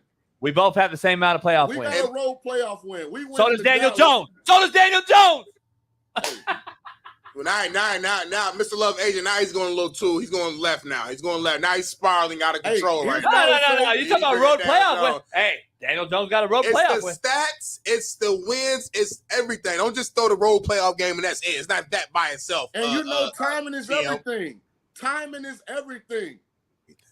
It is. You're right. If he'd have started the year off 18 touchdowns to 1 pick and ended playing poorly, you might have a different argument. But the way it progresses, like this is his first year starting, kind of getting his feet wet early. He figured it out, and he was kicking ass. And you can't tell me, even in the loss to San Francisco, that you didn't look at Jordan Love like he hit. But listen, Sean, Mr. Love, I respectfully got to bring up a name that we could sometimes call the GOAT in Tom Brady. And you just said earlier in our negotiation that Bill Belichick is kind of lost a few things in your regard because he didn't win with Tom Brady. They gave up Tom Brady, by the way. He went and won another Super Bowl, but they gave him up. They didn't just say Tom Brady didn't just want out and leave. They gave him up, Sean, or Mr. Love, for a nobody. They didn't have a real plan at backup. They didn't really have a guy they drafted Mac Jones. That wasn't really in the cards, in my opinion. My point is this. It was time for Aaron Rodgers to go regardless of who was a quarterback. Whoever was in that room. It was time to let Aaron Rodgers go. Aaron Rodgers was going regardless, Mr. Love. I know you're a big personality. We could put a poll out and ask New England what they would give up right now to have Jordan Love as their starting quarterback. They've been trying to find what you have since Tom Brady left. He's won 2 Super Bowls somewhere else, and they hadn't found a replacement. You got your replacement sitting right here, 25 years old, athletic, good-looking, arm talent with a bunch of talent around him. Stop playing games, man. Get the checkbook out, write the check. Let's go try and win a championship. And if y'all don't pay him, another team will, right? But can't tell the season's over. That's my point, dog. You can't pay him until the next year, though. Well, take that risk then. Take that risk, Jim. It's not a risk. We're not trying to fuck you. We're not trying to screw you over, Mr. Love. Hey, I'm just telling you. If Jordan Love was on the open market right now, like he was a free agent, free and clear, he'd be the highest paid quarterback in the league. Guaranteed. And you don't pay your player now, Mr. Love's agent, you're going to have to pay me more even next year anyway. Well, I'm actually giving you a discount if you pay me now. You pay me now. We're not going to get that scenario because he's not playing. He's not taking a snap till we get this deal done. And y'all know that. By the way, I would pay you more money to prove to me that you're the guy you were last year. I prove you showed me the quarterbacks that thrown. Man, 1 year's proven now. The thing is, though, show me the quarterbacks that have thrown 30-plus touchdowns that are currently starting in the National Football League. I'll wait. And when you give me that list, I want you to see what they're compensated. If Green Bay would have started, but it's years, Sean. It's years in. These guys are all got years under their belt. This guy has one season. But Jordan had years on his belt as far as experience goes. It's not his fault. Through osmosis. It's not their fault that they didn't start him. Like, for example, if Jordan Love came into Green Bay and they started him, let's say year 2, he wouldn't be having these arguments after his first year of starting, right? The only reason why he's having these arguments right now is because his first year of starting just so happens to be the last year going to his last year of his contract. It's the timing of it. You know what I'm saying? Like, I'm just shocked that we've all come to this realization and everybody's sitting here defending the players. Yeah. At an all-time high, Sean, at 1 year in. That just tells you we are lost, homie. I'm going to be honest. Hey. I'm just never going to agree with it. Hey, let me put this in context for you. 32 guys, right? Starting 32 teams, 32 starting quarterbacks. Jordan Love finished 7th in passing yards. His 32 passing touchdowns were in front of everybody but one individual, and that was Dak Prescott. So he threw more touchdowns last year in his first year as a starter than Josh Allen, Patrick Mahomes, Justin Herbert, Lamar Jackson, all these guys. That means something. Pay me my money. I don't want you talking about prove it. Prove nothing. Pay me. Let's move on real quick. We got 10 minutes with you. We'll agree to disagree. Jordan, Jacoby Brissett. Smitty, go ahead. I asked him this question. Yes, sir. Jacoby Brissett, man, most pro-ready QB that the Patriots have, according to Gerard Mayo. You think Brissett can lead the Patriots to a winning season? Can they win 9 games? Can they go 9-8? Hell no. You not a believer in Brissett, huh? No, it's not the Brissett thing. I mean, in that division, in that conference, man, they just don't got enough bullets, man. You know, the personnel around Brissett isn't good enough. The defense isn't elite. It's solid, but it's not elite. You know, it's not going to be able to, win games when the offense only kicks 2 field goals and 1 touchdown. It's just they don't got the dogs yet. By the way, successful. They don't got the pieces yet. By the way, I'm gonna rewind real quick. I gotta rewind real quick. Of course. Fucking Tua's pissed the fuck off based on you, Mr. Love. Mr. Love, Tua should be pissed off because he threw for more yards than you did last year. And I haven't seen Miami pay Tua yet. I just want to throw that out there back at you. Now I'm gonna fast forward. Tua not half the prospect Jordan Love is. I'm just saying, 2 for more yards. 2 for more yards. Not as many touchdowns. I don't know what he did, but I know he threw for more yards. No playoff wins. But again, though, doesn't Tua fall in the same market? They're all in the same market. They're all in the same shit. Dog, they're all in the same market. They're all in the same market. Man, Tua's had torn ACL. So Trevor Lawrence could get paid. Trevor Lawrence could get paid. Daniel Jones. Tua's one concussion from probably not playing again. He doesn't have the arm talent of Jordan Love. He's not as big as Jordan Love. He's not the athlete Jordan Love is. I get it, but hey, I'm just telling you. And if I'm Tua's agent, I'm arguing the same argument. Pay me. But I don't got the same legs to stand on as I do with Jordan Love. Jordan Love looked like he can be a top 5 quarterback in this league. Tua doesn't. Ooh. Speaking of top 5 quarterbacks in this league, how good do you think Sam Darnold's going to be? Man, that's your guy. First of all, do you think, no, seriously, on a serious note, do you think Sam's starting, number 1, and number 2, they just re-signed their big-time left tackle to $16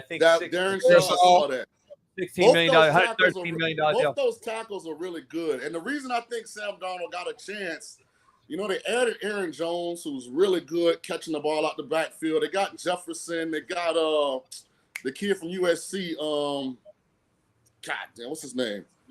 The transfer from Pitt. Addison, Jordan Addison.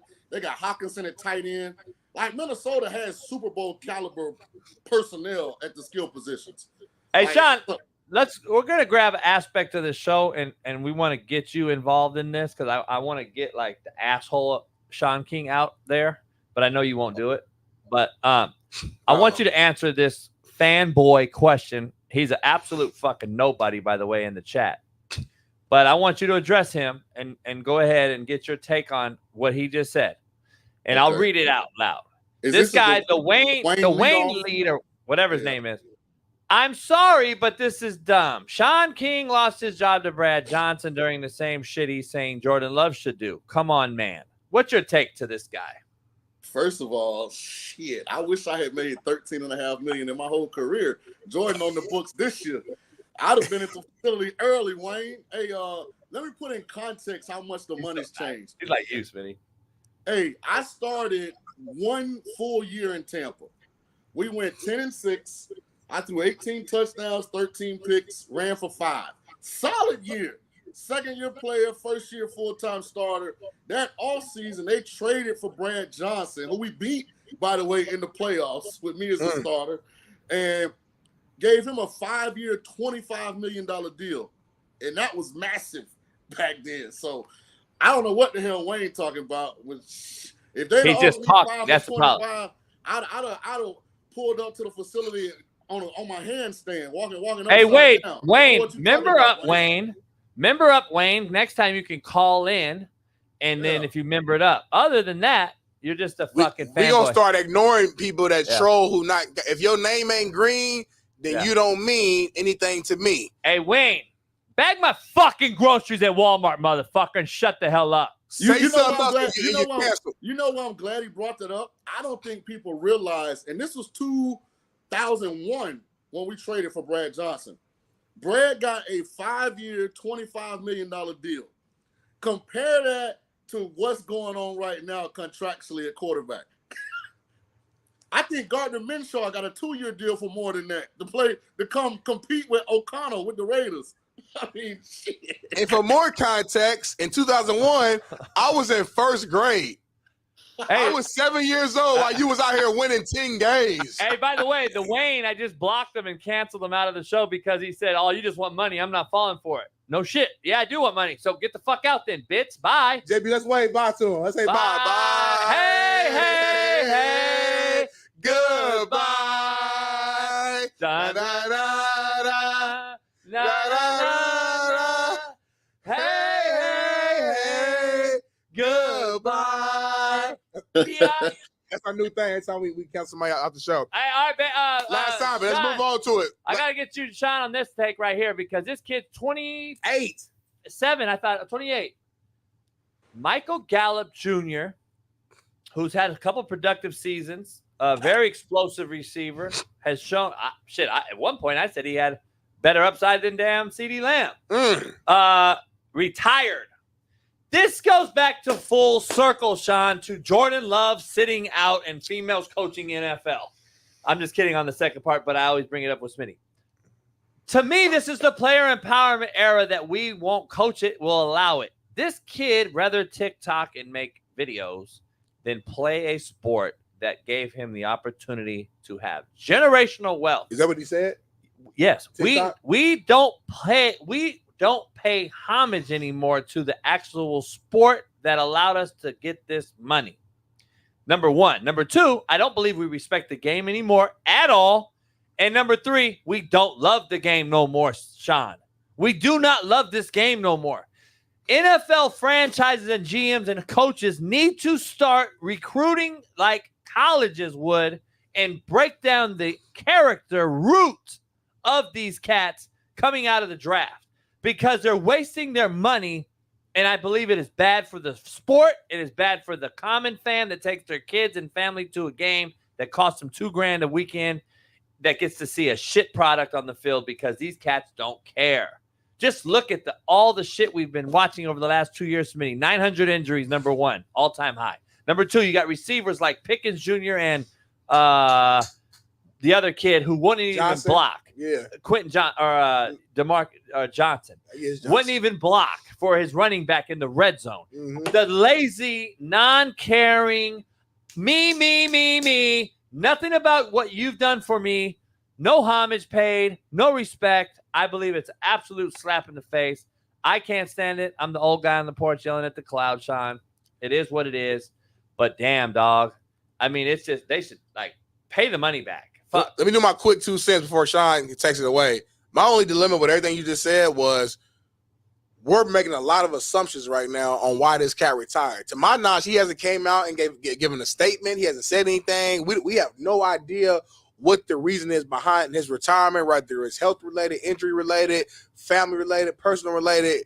Michael Gallup, to my knowledge, I've never heard no issues with him as far as like being a guy who didn't play hard, who didn't show up. He's dealt with some injuries for sure, but when he's on the field, he's a guy who plays hard, who's a good, respectable, talented receiver, as you stated as well.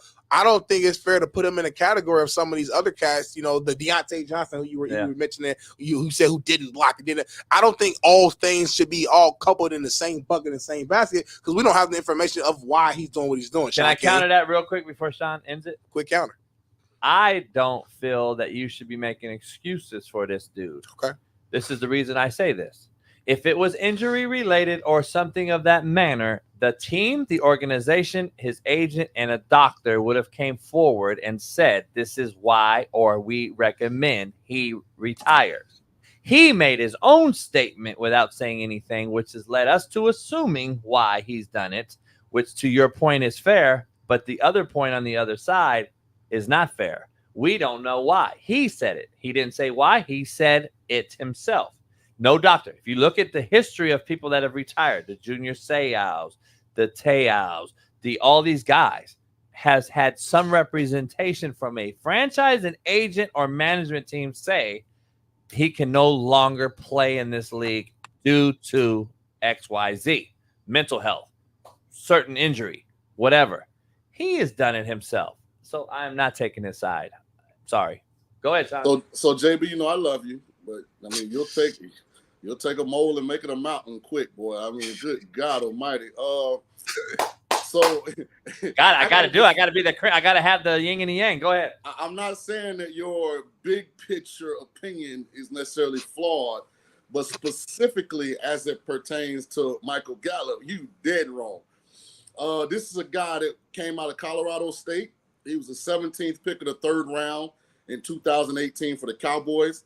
As was mentioned in this conversation, played his way into people feeling like he had a chance to become a really big-time player, to the tune that Dallas signed him in 2022 to a 5-year, $57 million deal, $27 million guaranteed. He tore his ACL in week 17 of that season, and I think a lot of this is he has not been able to get back to pre-ACL tear Michael Gallup. Cowboys finally released him after last year. He signed a 1-year deal with the Raiders. He was here in Las Vegas. I know all this about him. Just kind of felt like if I can't be me, then I'm gonna just go ahead and lay it down. Fortunately for him, he touched the bag, made $30 million, so he can make this decision and not have to worry about how he's gonna feed himself a decade from now. So in this particular situation, it is injury related. This is a player that had a significant leg injury, felt like he never got back to 100%, and has just decided, you know what, I gave it everything I had. He tore it in 22. He's retiring in 24. So that's a lot of rehab, a lot of time trying to come back. And he just made that decision. And more power to him, man. Go be great. Come on, JB. It's I know. Beautifully said. Beautifully said, JB. Beautiful. Like, Shaun, can we clap it up for Shaun? Like, clap it up. You couldn't have said that any better. Inside source. He's in Vegas. I couldn't. He's the source. I know. You are the source. And goddamn, God bless. And, guys like Adrian Peterson. Goddamn, I wish he would have retired when he blew his knee out. But you know what he did? He came back and won a fucking MVP. You know why? Because we had men playing. We had fucking men playing. Get the fuck out of here with those goddamn excuses, man. These motherfuckers don't want to play no more, Shaun. These motherfuckers are pussy, man. Give me a real man again. Adrian Peterson came back better than ever after a fucking ACL tear. Come on, man. He's been running back. A unicorn. He's a unicorn. Oh, hell no, man. We're making too many excuses for these $1 million pussies, homie. No, I'm not. All I'm saying is there's a difference. Man, we're making too many excuses nowadays. There's a difference between Michael Gallup and Ben Simmons. Now, if you want to attack Ben Simmons and say he's just stealing money, absolutely. No doubt about it. I don't Didn't he retire too? Huh? Didn't he retire too now? He's been retired for 3 years. He just keep putting the uniform on. Ben Simmons, but did he officially? Nah, he ain't officially retired. Why? Why would he? I don't know. That's my point. Free money. That's my point, though, Shaun. Thank you. So we could steal, and then at the end just say, I'm not gonna play. I can't play no. But that's not what Michael Gallup did. My guy's been busting his ass trying to recover and but it just ain't fucking working. So he said, fuck it. If I can't be myself, Andrew Luck did the same thing. Andrew Luck kept getting hurt. Okay. He said, man, fuck it, man. But here's my point, though. Y'all can say your assumption is correct, but my assumption's wrong. When I have an assumption as to why I don't agree with your assumption, I don't get it. Why can't we both say we're assuming right now? We don't know. We're both assuming. Shaun does know. He's in Vegas. Shaun's saying he's battled injuries. We all know that. Yeah, I gave. But he came out and said, "This is why." Because Shaun, to be honest, Shaun, you've seen Junior Seau. You've seen these other people that came out with serious injury. Their doctor, their medical teams, their franchises have come out and said, "This is why we recommend Gallup retire." Well, a lot of that probably is like. I mean, Michael Gallup probably don't feel like he's a big enough name. Yeah, I get it. Brand to have to explain why he's retiring. Like, it's not an easy decision for him, I'm sure. But to be fair, the common fan that gets to watch and let's say there's fans out there of Michael Gallup. I'm sure there are. Damn, dog, you're 27. Why are you retiring? What's going on? Like, and you don't. He probably what's happening, Smitty? On his DMs, lets him know. Yeah. Shout out to Michael Gallup for putting himself in his family position where he can retire at fucking 28. Wish I could retire. I'm 30. Wish I could retire at 30, Shaun. Shout out to him for putting himself in position to do that and busting his ass his whole life to get to that point. That's the goal. That's the bigger picture. Hey, Shaun, I gotta recommend. I'm gonna predict something right now on the show. Predict it right now. He'll be broke in 3 years. Oh, he'll come out of retirement. He'll be feeling as great. He's all renowned. I'm a new person. I'm totally healed. No, you're broke, motherfucker, and you fucking copped out. Shut up. I'm so tired of hearing this motherfucker. Hey, you cats will give everybody. You guys will feel sorry for everybody. Hater. That guy got it from the mud, man. He came from a non-prolific school in Colorado State. He's a third-round pick. He wasn't a first-round pick. He had to earn that big deal. Smart with his money. And unfortunately, I don't know anything about that, but if he made 30, he touched 30. Like, it's levels to, like, okay, sustainable income after you play pro sports. Like, it's levels. You know, if you only made $2 million, you know, that's you working. If you made 15, you should pretty much be cool if you ain't trimming. Everything above that, I mean, you just if you 30, shit. It's hard to spend 30 mil, Shaun. Like you gotta try to spend the 30 mil. It ain't hard no more. Make the conscious decision to retire. Shaun, tell him it ain't hard no more to spend 30 He probably gonna live in Dallas or he gonna go somewhere with taxes favorable. Listen, he gonna be good. He gonna be an NFL Network analyst probably next year, talking about the game. Shaun, tell him it ain't hard to spend 30 no more. Shit. Oh yeah, this is hard to spend 30. Oh hell yeah. Well, hell give me 30 and let me find out if it's hard to do it or not. Hey, Shaun, you on Friday? Yeah, absolutely. By the way, you were supposed to be on yesterday. I know you got busy, but Steve Kim said like ain't no way he can see Shakur Stevenson stopping Tank. He said if he wins, it'd be by decision, which he could see that potentially. But you specifically said stop Tank, which means he has to take risk, which means he has to open up, which means Tank will hit him back. Which is the only way he can win. And what you're going to see is this a dog is secure. He just ain't had to bring him out yet. I'm trying to tell you, he going to stop Tank. The one thing I do think I know about Tank Davis from watching him from afar, he still gets emotionally hijacked. And I think in a fight where he's really under duress, kind of frustrated, he'll make some mistakes. Because we really don't know if Tank can take a punch either. He fought Ron Garcia and got hit a couple times. He fought Isaac Cruz. Isaac Cruz touched him up a little bit. He took that. He fought some hitters. Come on, man. Frank Martin got a few hits in. Hey, here's what I'm gonna tell Steve Kim. I want to see the fight like he wants to see the fight. I think Shakur gonna stop Tank. I just do. I ain't gonna lie, Shaun. I'm not even a big gambler, but if you really adamant about that, we might have to make a little side bet because I've never been more positive in my life of something not happening than I am with this. I know for a fact he ain't knocking him out. Well, approach it like this. Let's just say you were gonna put $1,000 on the fight. Right. You would put $850 on Shakur to win, just straight up win, and then put $150 on Shakur by knockout. Right. Or the safer way is put the fight goes under 10.5 rounds, which probably is going to be the round prop on it. And then you win if anybody gets knocked out before then. I don't think Shakur can run from Tank because of Tank's athleticism. I think Tank's going to force Shakur to fight. What people don't know, Shakur can really fight. And what people don't know about Tank is that people think Tank is just a one-hit guy. He ain't Deontay Wilder. Tank is smart in that ring, bro. Like, he makes decisions in that ring. He's calculating the ring. His boxing ability doesn't get enough credit, in my opinion, because we're so fascinated by the knockouts. Here's where I think people are and listen, I'm not going to knock anybody that takes Tank. Tank's, I mean, he's the hottest thing in boxing right now. I have my reservations because I look at things in a different lens when it comes to boxing. He beat an inexperienced Frank Martin by outlasting him, right? Wearing him down. He beat an inexperienced Rowley by outlasting him, wearing him down. He beat an inexperienced Ryan Garcia. Remember, Ryan Garcia didn't have any quality competition when he fought Tank by just wearing him down. He beat Leo Santa Cruz because he made him come up in weight. Pitbull went the distance. He says he hurt his hand. I give him the benefit of the doubt.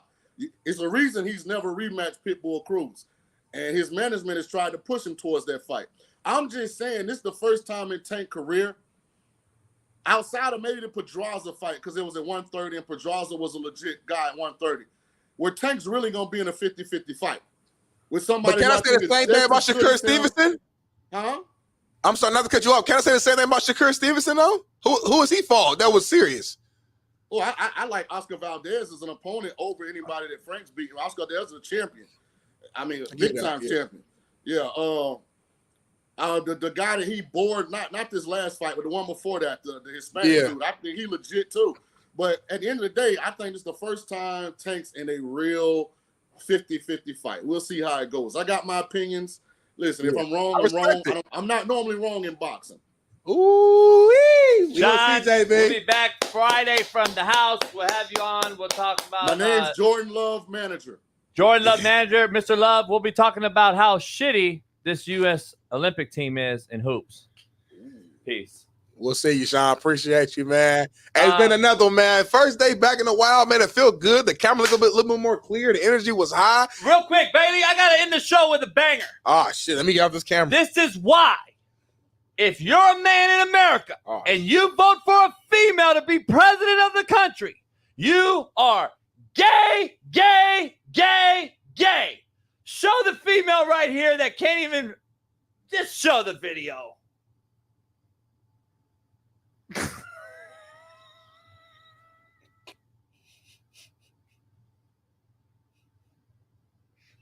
What the the fuck are we doing, homie?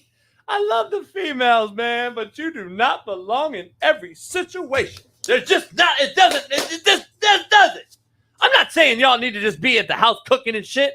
I'm just telling you. You're not meant to lead us into situations that are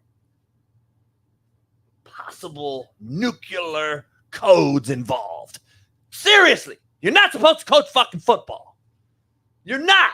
Show it again, Bailey. Show the female cop.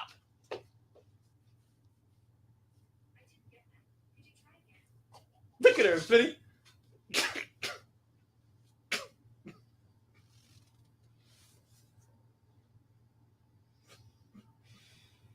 What is she doing? Is she 2 feet in or 1 foot out? What the fuck's going on? If you're a man and you vote for Kamala Harris, you are gay. I'm honest. If you're a man and you vote for Kamala Harris, you're gay. Sorry. We'll see you tomorrow. Right here, same place, same time. God willing. Love y'all women. I love men leaders more. Peace. Issues get pressed so fast you don't get sacked like bags and baggage. Smitty and Jason Brown kill the ass.